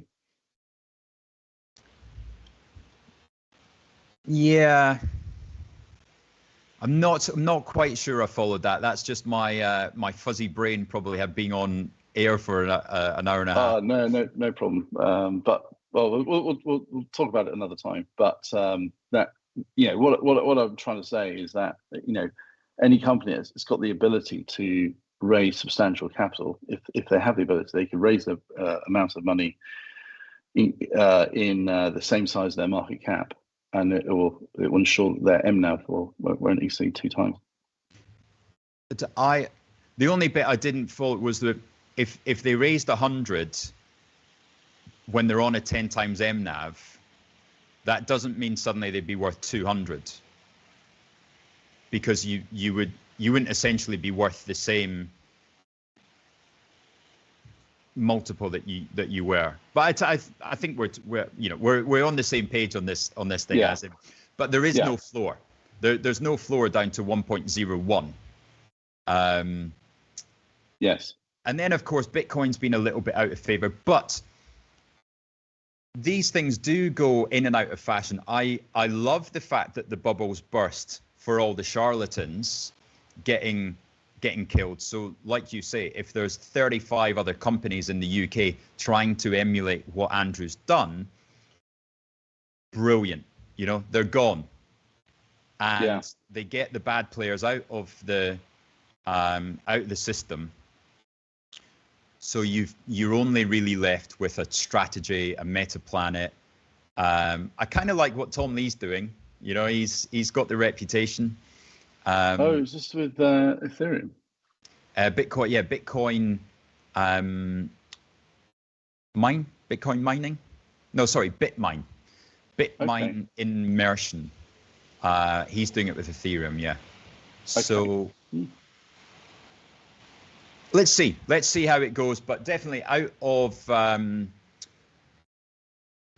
fashion at the moment. Personally, I would be buying more and will buy more here rather than selling them. But I understand people very much getting frustrated with the story, and I feel for people that are in it from the wrong price. And I think what you just said was interesting about the other Bitcoin treasury companies out there that have tried to emulate smarter web, because there's been a proliferation, and no doubt there's probably going to be a lot of change, because I think shareholders are going to get fed up with declines, and they're going to say, you need to do something else with it. You've got all this Bitcoin, sell your Bitcoin and do something else with the money. If the share price continue, particularly if they start trading significantly under the 1 times MNAV, I would imagine that shareholders will vote with their feet and say, we need some changes, which will be good for smarter web, because I think they're pretty resilient about what they're going to do. I don't think they're going to change their strategy. Exactly. Yeah, he's only 100% interested in one thing. As well as his web design business, of course. I watched your interview. He's very impressive. He is. Very impressive. Yeah, he really knows his onions. Knows his onion, and also the truth, the transparency, and how genuine he is in what he wants to do. Anyway, wonderful. I see that we've got Bill Blaine in the waiting room, very excited to talk about our man from up there in Edinburgh. But Mr. Dixon, that has been wonderful. Well done on your 2 fantastic calls from last month. And we shall be watching those, particularly the UK government connected ones. Yeah, excited to watch the progress there. Have a wonderful weekend. Enjoy the sunny weather back home as opposed to being in Cyprus. Thank you very much.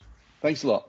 Join us quickly after the break. We'll go through all sessions, but it is a quiet, dull day in the US. Not many moves, so we'd rather be speaking to that man, Blaine.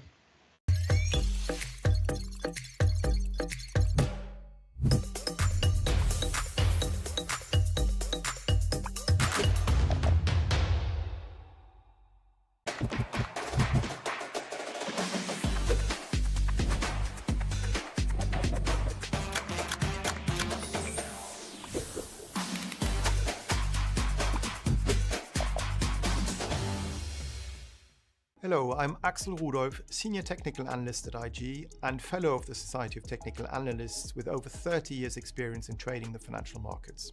I've been following cryptocurrencies from the very beginning, and with IG's new crypto offering, I can finally share my technical analysis expertise on crypto with you. So join me every Wednesday morning for my new show, Charting Crypto, where I'll be answering your technical analysis questions on all things crypto, live on Trade Live with IG.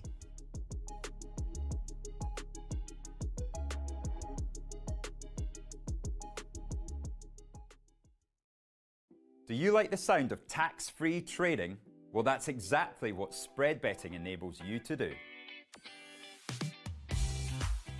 This tax-free way of trading lets you speculate on the price of over 17,000 financial instruments, like shares, indices, forex, and commodities, without actually owning them. With spread betting, you can benefit from both rising and falling prices, letting you find the perfect opportunity. So if you think the market's going up, you buy. If you think it's going down, then you can sell short. Not only is spread betting exempt from capital gains tax, but it's also commission free. All you pay is the spread. With us, you're not alone. You're part of a wide community of traders that you can learn from. We've got the experts, the tools, and extensive educational resources to help you on your journey. If you're not quite ready to trade with real money, you can always give it a go on a demo account. Open an account today, join the conversation, and be inspired to make moves.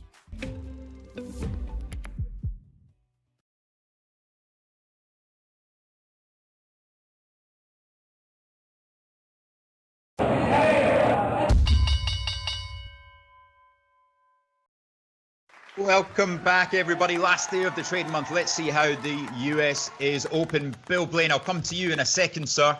But just to tell you all, there's not too much going on. We got CrowdStrike up 30 basis points, Coca-Cola up 30 as well. And on the downside, it's Caterpillar. Caterpillar looking down 2 to 2.5. And Palantir cannot find any friends, down 1% on the day, with AMD also down 75 basis points, as is Intel, as is Tesla, and Nvidia down half as well. Futures looking soggy. The US Tech 100, Nasdaq down 30 basis points, S&P down 20, and the FTSE dropping through the 9,200 level. But on to our top UK expert, Bill Blaine. Bring me into macro world and into treasuries. My God, what a week of stories. Oh yeah, right.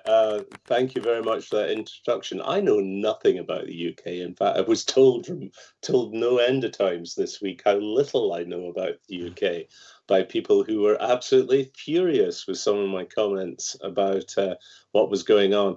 But we always like to try and start with an easy trade that I guarantee you is likely to go the right way. And we don't like that word. Yeah. Okay. So we can't say that. Here we go. Another high risk idea. The thing is, I've been away on holiday, but working for most of August, and I got back late last week. And so it's been piling back into markets this week. And some of the stuff that's going on, getting a chance to talk to people and finding out what the other views in the market are, and then trying to synthesize that. And there's the one thing that really surprised me was, while I was away reading all these stories about Trump's takeover of the Federal Reserve, I'm watching the market and going, why isn't the market reacting? The market just doesn't seem to be that bothered. I mean, yeah, we saw the long end widen. That's because mainly of inflationary expectations, and that's true around the whole globe. But I've come to the conclusion after speaking to the market that the reason that the US Treasury market is so unconcerned about the de facto end of Fed independence is they're all set up massively long the short end of the US market, because what they're expecting is for rates to be cut faster than we would have thought normal in a period where the economy is still resilient, employment growth is still growing, although it has slowed down, and we've got a definite inflationary impulse in the economy. This is even music to my ears, Bill. Let me just interrupt for 1 second, because please tell me we are going to short the short end. I am up for it. I'm in there. No, we're not going to short. Treasuries. We're going long the short end and short the long end. Does that make sense? Yeah, you heard it here. Short the long end, long the short end. A flattening? No. We're going to get a massive steepening of the yield curve. We're going steeper. Got you. We're going steeper. We're going steeper. And the reason for that is dead simple. Everyone expects the Fed now to cut. Now, the news this morning is that one of Trump's potential appointees for Jay Powell's job, who is actually already on the board, I'm sorry, I can't remember the chap's name.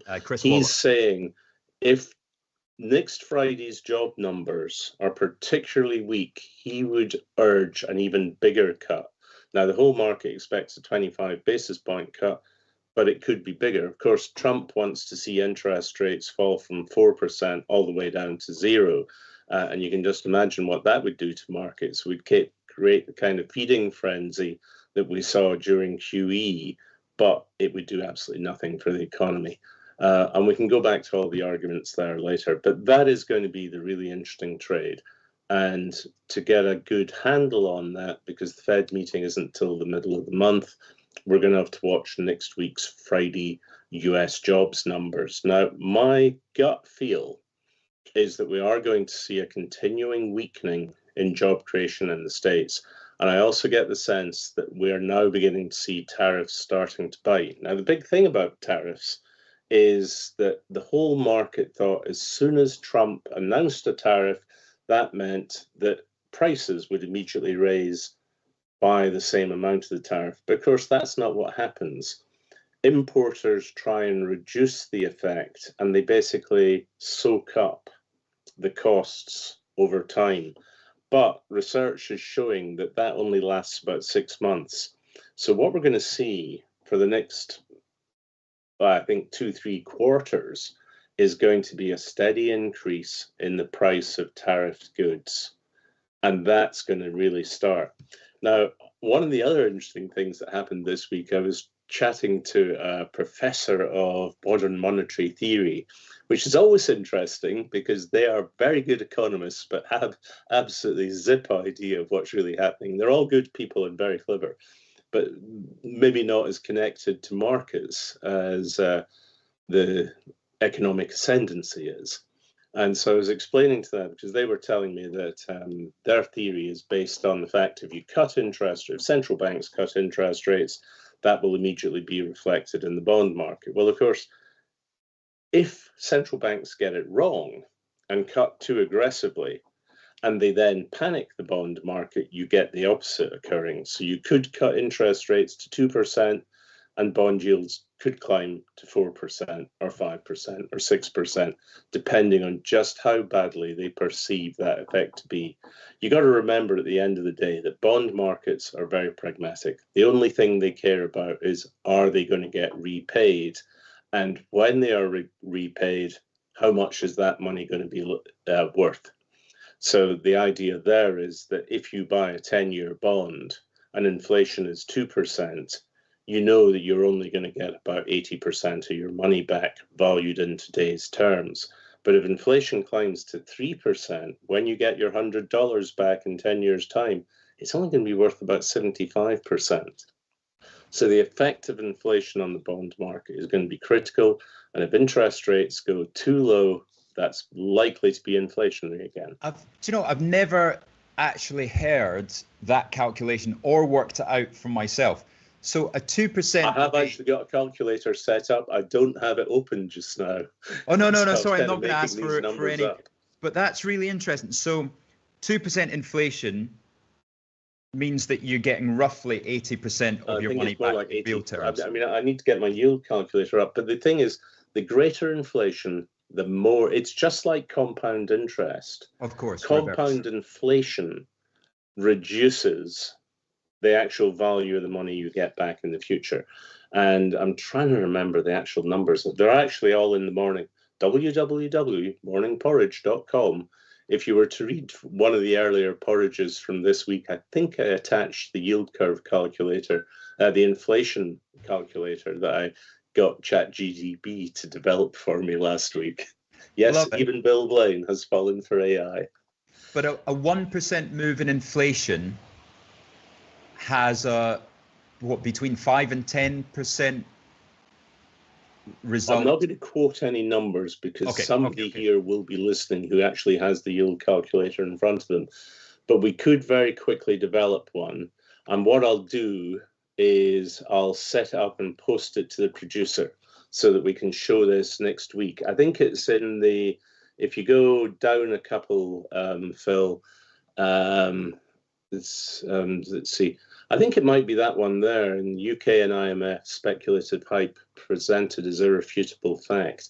I think I might have stuck some of the yield curve calculations in there. But we can come back to that at some stage in the future. Maybe we should have a master class in the effects of inflation on bond returns. There you go. That would be and the real thing that we learned during the period of QE, quantitative easing, from 2010 right the way through to about 2023, when interest rates were deliberately kept low, was that they did not create inflation in the real economy, but they created this massive inflation in stocks and shares and other financial assets.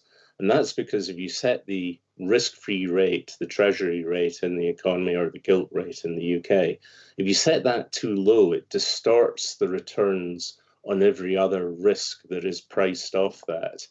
And that's why, as I keep telling people, we saw the US economy double in size, but the value of the stock market go up 4 times. You know, that clearly doesn't make much sense because the stock market should reflect the overall value of the economy. But because of financial asset inflation caused by interest rates being too low, we have this distorted market, which leads me straight on to theme 2 for this morning. Well, hang on. I can't let you away without any debate on that, Bill. This isn't a newsletter here. Come on. Now, dear, I thought I was going to do all the talking and you were going to rest your poor, tired voice because I've been talking all morning. Poor me. 2 hours of constant nattering. Yeah. But this is the problem that your I've got another listener here complaining his ears are hurting. Your ideas are so interesting that it just lures me back into that debate there, because your whole assumption is based upon the US economy slowing, right, and the tariffs having their effect. I don't see the US economy slowing. Oh, sorry, the jobs data continuing to weaken. Oh, yes. I think you are going to see, and that slowing in the jobs data is going to be related to a whole series of factors. There's the effects of, chasing immigrants out of the country. There's the effects of global trade causing something of a slow downturn in the US economy. And you've got to remember, the US economy is largely internalized. So even though global trade seems to be contracting, you can see that in shipping. I posted a picture earlier, late last week, of a half-empty container ship. Now, you should never see half-empty container ships. We actually talked about it last week. But even a small downturn in global trade will have an effect on the US economy. And of course, we are seeing the effect of the tariffs, meaning that as costs go up, consumers spend less, therefore people start to lose their jobs. What I'm seeing for the US economy is that the economy itself is very strong and very resilient. That is one of the features of the US economy over the last 30 years. That's why US companies are worth so much more than European and UK companies, because of that underlying resilience and strength. And there is definitely an element of confidence in the US that you do not get in other economies. And one of the underlying reasons for that confidence, of course, is they have strong stock markets and they have a strong currency. So that helps the economy. What I think the problem is going to be with the US economy in coming months is we're going to start to see inflation having a small but sustained effect. And this is where it gets really interesting. If the inflation target is 2%, but you're hitting 3%, and you have a fear that it's going to go to 4%, then investors are going to say, I'm not so interested in US treasuries. Now, that effect is much greater if you were buying a long bond where the the amount of dollars you lose in today's dollar value as a result of compound inflation when the bond matures in 30 years' time is much, much greater. Absolutely. And if it's 10 years, it's significant. If it's 30 years, it's massive. As a result, people aren't buying long US treasuries just now because they are deeply concerned about inflation, and they are going shorter. Now, it's very interesting that the US Treasury Secretary, Scott Bessent, he has said that he's going to be funding short dollars. Now, one of the first lessons you learn as a young investment banker is do not invest in banks that borrow short and lend long. That inevitably leads to liquidity crisis. Now, I'm not trying to say it's the same thing with nations, but if a nation is borrowing very, very short, then it's constantly got to refinance that debt.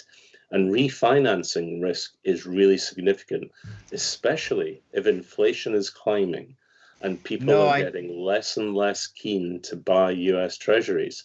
This becomes a very unvirtuous cycle. The answer to that is he's borrowing short because then they're going to remove Fed independence, take rates down, and then get rates down to 2 to 2.5%, and then borrow long. That is the moment when the market suddenly bites back. Now, we started this discussion by saying, why are the markets so unconcerned about the loss of Fed independence? Well, they're so unconcerned because they are short-term thinking. What the market can see is a massive rally in short-dated treasuries. Long-term, if you bring interest rates down too low, you start to create all kinds of distortions, and one of them is likely to be higher inflation. Now, it may simply be that we see the same inflation that we saw from 2010 to 23, where there was very little inflation in the real economy, but there was massive inflation in financial assets. Now, the whole point of QE was to try and boost economies by making the interest rate low. It didn't happen. Economies remained pretty much flatline. Incomes pretty much flatline. The only thing that went up was the price of financial assets. Again, another indication that that the economy is the companies are overvalued because the economy is flatlining, but the price of companies went up 4 times. Now, there is a theory in economics that you do need to have a certain level of interest rates to actually generate people to go out and make returns on their investments. If interest rates are too low, you use your money, you borrow money and you use it not to build new factories or to create new jobs or create new products, but you use that money to do stock buybacks. And if there is a level at which interest rates are exciting enough to make companies think, okay, if I have to pay 5% to borrow money, I need to generate a return of 7% for it to make any sense. And the only way I'm going to do that is to innovate a new product, which means building a new factory, creating new jobs, training people to do it. That is when you get an economy beginning to fire up. And I suspect, as we move on to the second subject for the second time, that in Europe, one of the big reasons that Europe has been so lethargic for so many years is that interest rates just were not enough to stimulate entrepreneurship. There you go, a wild theory to start the weekend off with. I'm not letting you on to topic 2 until we really dig deep into this trade. I haven't even got on to topic 3, which is the UK. Well, yeah, and we've got question from that, as Neil's saying, assuming the same impact on UK. But let's stick with the US there. At the moment, the curve of, and I'm going to the extreme. I'm going 2-year to 30-year. Yeah, that is the yield curve. That's, can we get it up? So we can get up the CNBC bond page, and that will show you that the 2-year currently is 3.63%, and the 30-year is 4.91. Now that's a spread of 1.28. What do you think it goes to before we hit breaking level? Oh, God, you know what, Rich? That is a fantastic question, and that was that's the UK government yield curve, by the way, which shows the same thing, which is that because of inflationary expectations, you're going to see the demanded yield, the yield that investors want from a long bond, to be much higher, so that it reflects a real interest rate over inflation. And it's certainly true in the US just now. We have the same thing now. For a long time, when there was no inflationary impulse in the market, we actually saw the yield curve reversed, where inflationary expectations were so low. But that's also a negative yield curve is a real harbinger of an economic crisis, usually a recession to come, because during recessions you expect to see interest rates fall and inflation fall.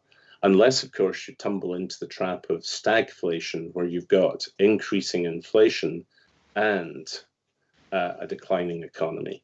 And that is one of the big threats that I think many of us think is still potential if this current economic ructions continue and we see a real recession develop in the US, even as tariffs and other factors such as the continued decline in the dollar push up US inflation at a time when the economy suddenly stumbles.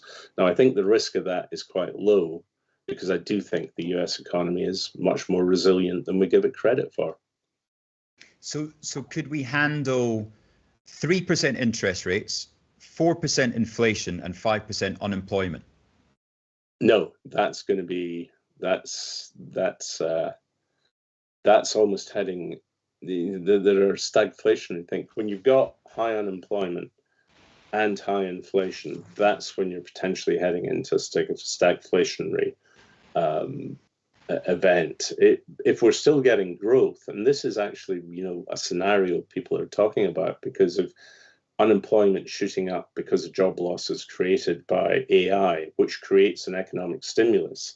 So you're getting an expanding economy, the job rate, unemployment rate increasing because of AI layoffs. And the role of the Fed, of course, is to ensure that full employment is there in the economy, which would mean they would cut interest rates dramatically. So you're actually onto something here, Rich, where you have very low interest rates, a strong economy, but massively increasing unemployment. Now, that then generates all kinds of social pressures, because if you have high unemployment, workers find it very, very difficult to go in and ask their boss for a pay rise. And if you've got inflation, that means that their standard of living is collapsing. And that tends to make people antsy. In France, inevitably, they would be cutting people's heads off with guillotines in the central squares. Maybe not so much in the States, but there would certainly be unhappiness about it. And given the current polarization in the States, that kind of scenario is pretty frightening. I think, but there are two counter arguments to that, and one is named after yourself. They literally, they saw you, Mr. Blaine, and they said, we're going to call it the one big beautiful bill.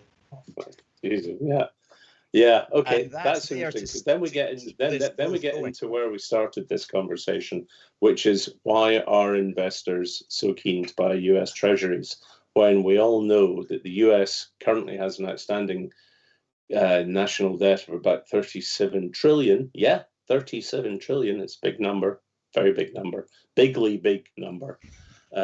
Biggest number, biggest, most beautiful number ever. 37 trillion. Thank you. Yeah, you can just, the scale of that. The big, beautiful bill, I can guarantee you one thing it's going to do. It's going to make that number much bigger. And investors around the globe are fretting because they're thinking, oh, how can the US sustain this? Well, the thing is, the US is not going to go bust. It's not going to stop paying or repaying interest and principal on their treasury bonds. They will simply print more and more money to continue to do so. But of course, that will make the dollar much weaker. And if you get a weaker dollar and the bond market is staggering, you end up in some kind of financial crisis. Now, as I've said earlier, the US is largely an internalized economy, so it can bear much of the pain that would go with that. But that opens up the rest of the global economy, and that's one of my big themes at the moment. What happens in a post-US environment? Now, this morning in the morning porridge, I start by saying how fantastic the US market is. It is extremely strong. It's extremely resilient. Largest, most successful companies in the world. But let's not forget that US companies are all priced with PEs in the mid-20s, whereas the rest of the world's trading on much more attractive levels. Now, what happens if the effect of tariffs and America First MAGA policies end up closing the door to US trading with the rest of the world, which is one of the scenarios I certainly think there's a strong possibility of.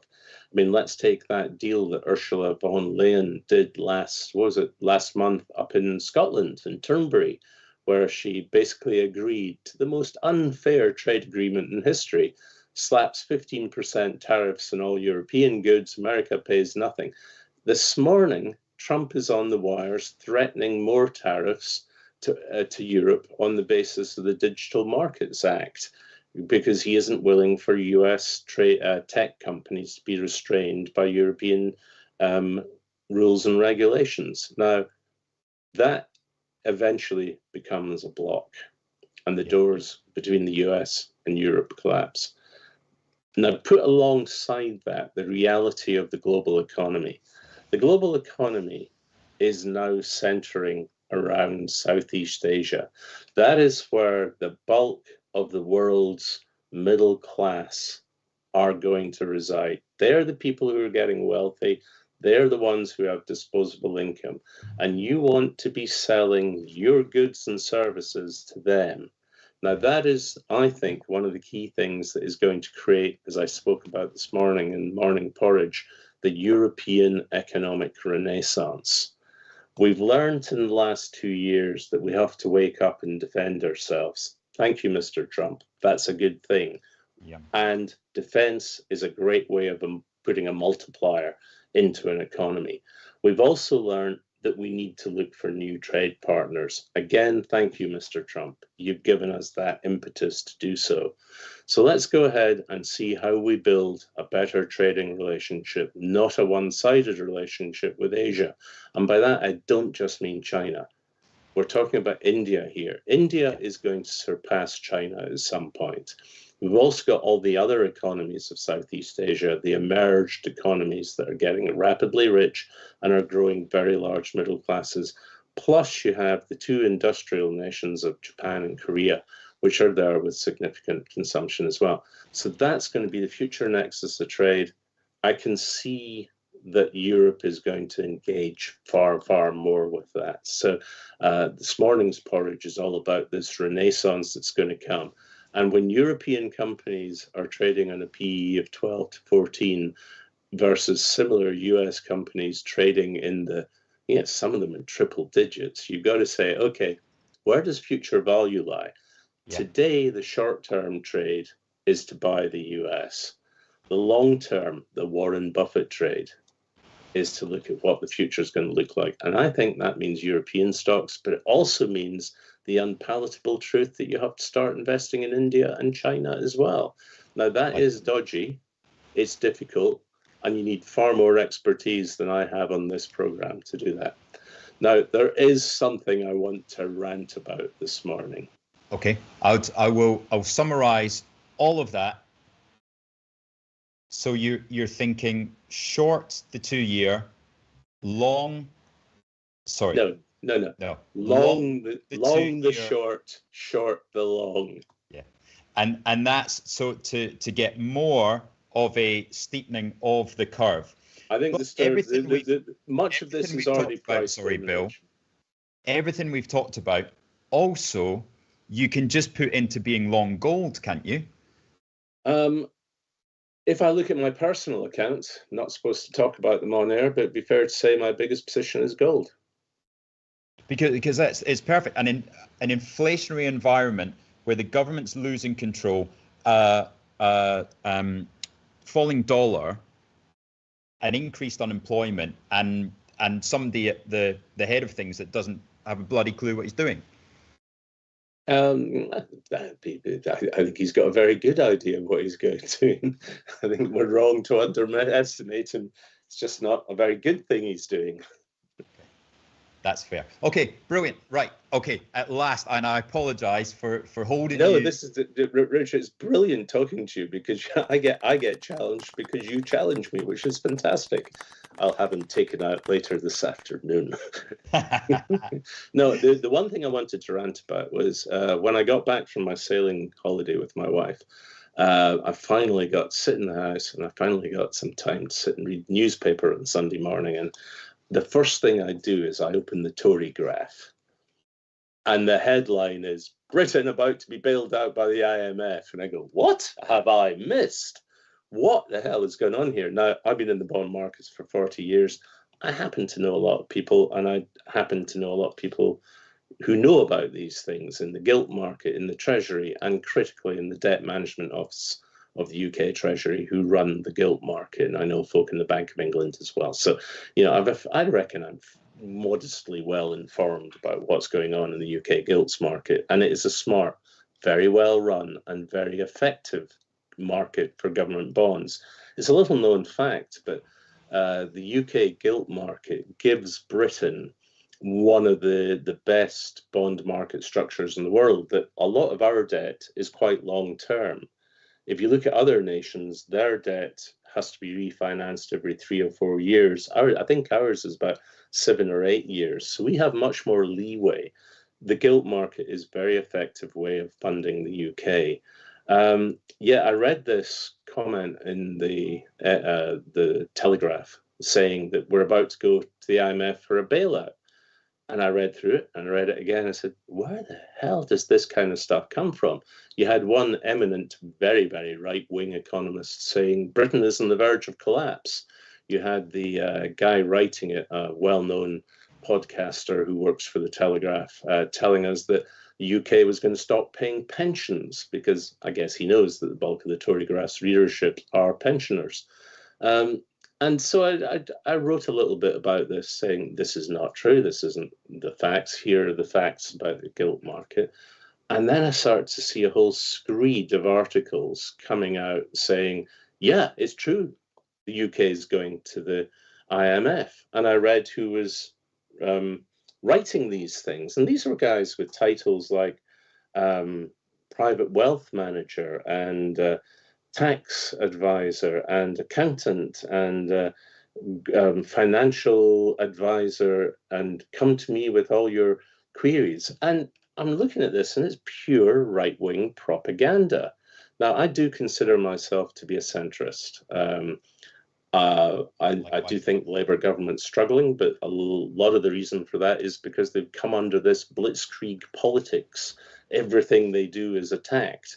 And I've come up and said, look, the problems of the UK don't boil down to the last 1 year, not even down to the last 14 years before that Tory government, but they're long-term and they're structural. You can trace back the problems of the UK to the end of the last war, where we tried to reconstruct our economy, we built a welfare state, we then privatized infrastructure. That has been a great trade for any investor who bought it, disastrous for the nation as we haven't invested.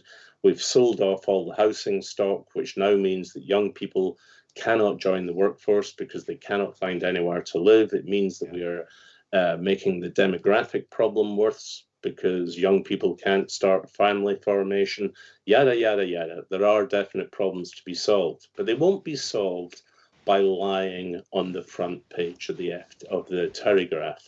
And they won't be solved if it is the headline in places like Zero Hedge that because the Tory graph says the UK is going to the IMF for a bailout, that makes it gospel truth. Then later in the week, of course, we saw the French finance minister say, hey, we might have to go to the IMF for a bailout because France genuinely does have a problem. They have their government about to collapse again. And that is because of French politics.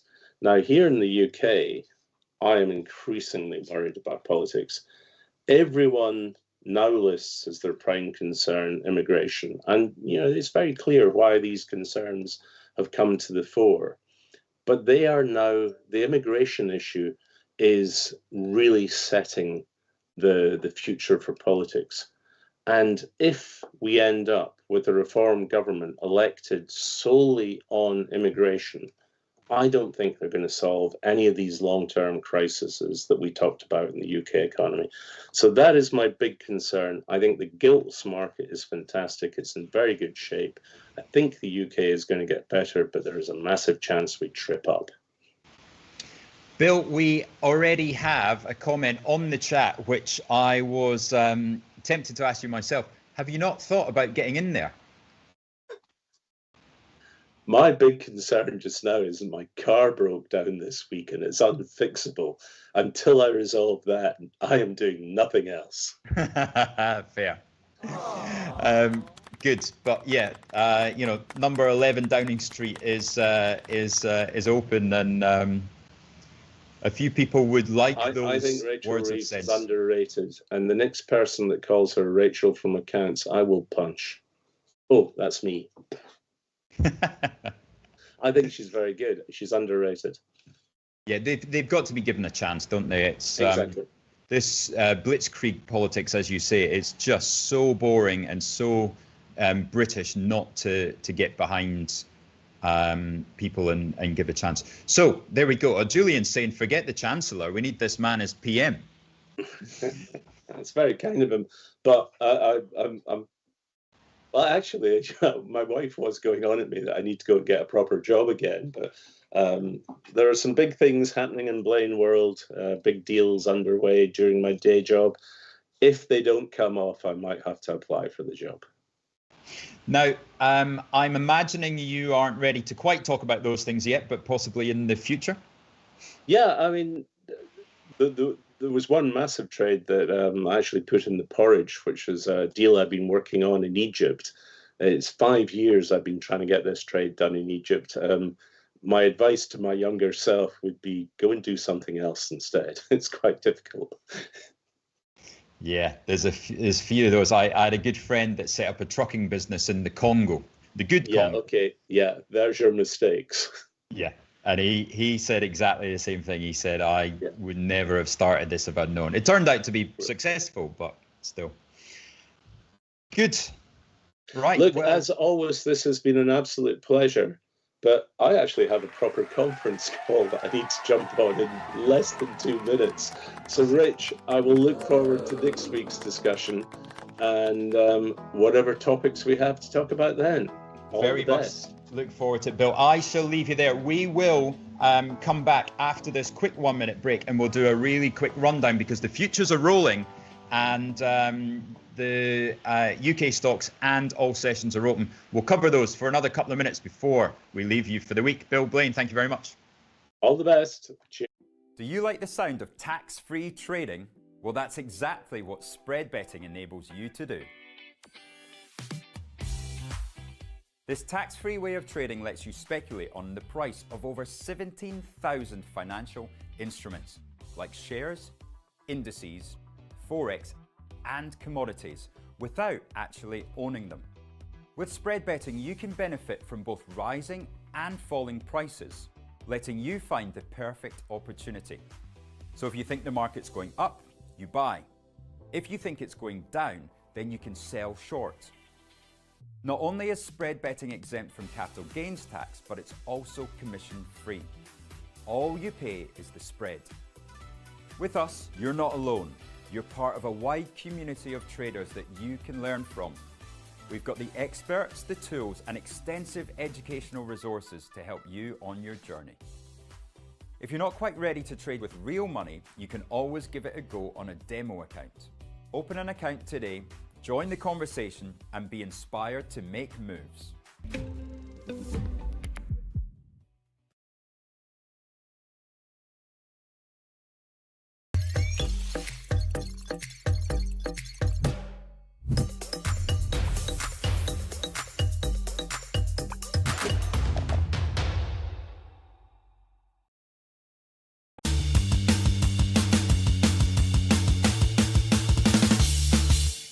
What a great couple of hours. First of all, speaking to Ronnie in his Paradise penthouse, and then Graham Dixon with those great ideas. As I said, I have dipped my toe into the Pinsana waters. And then Bill Blaine, what a lovely debate on the future. As one of you said on the chat, it very much ties into long-term thinking, but you've got to make money in the short term. Unfortunately, trading is a short-term game against investing. And, you know, there are certainly concerns in the longer term, but in the short term, the market always ignores it, doesn't it? And that's why we're near all-time highs. Little bit of weakness coming into the futures today. We are now down 40 basis points in the NASDAQ. And a lot of red on the screen. Let's see how we get through to the PCE inflation number. That PCE number coming at 130 today. And producer Phil getting the data on screen for us. So if we can just scroll down a little bit, we'll get all of the details in. I shall read you out what we're seeing. So yeah, you just have to go a little bit further down to the PCE price index, not just the core number. So today we are expecting 0.3% of a core PCE, and then the headline expectation is 0.2. What does that mean on year terms? That means a 2.6% inflation rate and a core rate of 2.9. Unlikely we're going to see any big deviation from the CPI, so the market shouldn't get too spooked by it, but always worth watching. We also get the Chicago PMI at 245 and Michigan sentiment as well. So there's lots to go on today, but it is that Lisa Cook court case that is going to be important to watch. So PCE out at 130. But excuse me, a lot of things to be aware of, but also we have got through quite a few danger spots this week without any slip-ups. Nvidia, right? We're through that. We're through the Federal Reserve, all important Jackson Hole from last week. So vol has dropped, right? But this question around Fed independence is not going to go away for a long time. And Lisa Cook in court this afternoon, or this evening it'll probably be, is really one to watch. As you've said, I've said a few times today, I like gold here because that just encapsulates exactly what Trump is trying to do. As Bill Blaine said, he knows exactly what he's doing. He knows what he wants to do. It just might not be very good for the fundamental macro backdrop, and that is a weaker dollar and higher inflation, potentially higher growth, but also that unemployment number rising from AI. That leaves me with a beautiful tailwind for gold, and that would be my high conviction trade at the moment. And it's great because, as we know, gold doesn't go up 3% in a straight line. It just ekes out these 40 basis point gains every day. Right, that's us for the week. That's us for the work from home. So just as hopefully the rain's about to stop, wishing you all a wonderful weekend, especially all of you that stayed around right through to almost 10 o'clock this morning. Thank you for supporting us this week. That's been great. And yeah, we'll get back into the studio potentially on Monday, maybe not. And we're not going to have Producer Phil because Producer Phil is off on his honeymoon. Round of applause. Rumor has it he's going to Sardinia, but we're not sure about that. Thank you, everybody. Have a wonderful weekend. Don't forget your fantasy football. Phil tells me it's 11 a.m. tomorrow morning, but I'm not sure if I trust him. Donnie, thank you very much. Neil Brewster, thank you. And Pelican, thanks for sticking around as well. Best of luck. Have a wonderful weekend, everybody. Big love out there, and good luck.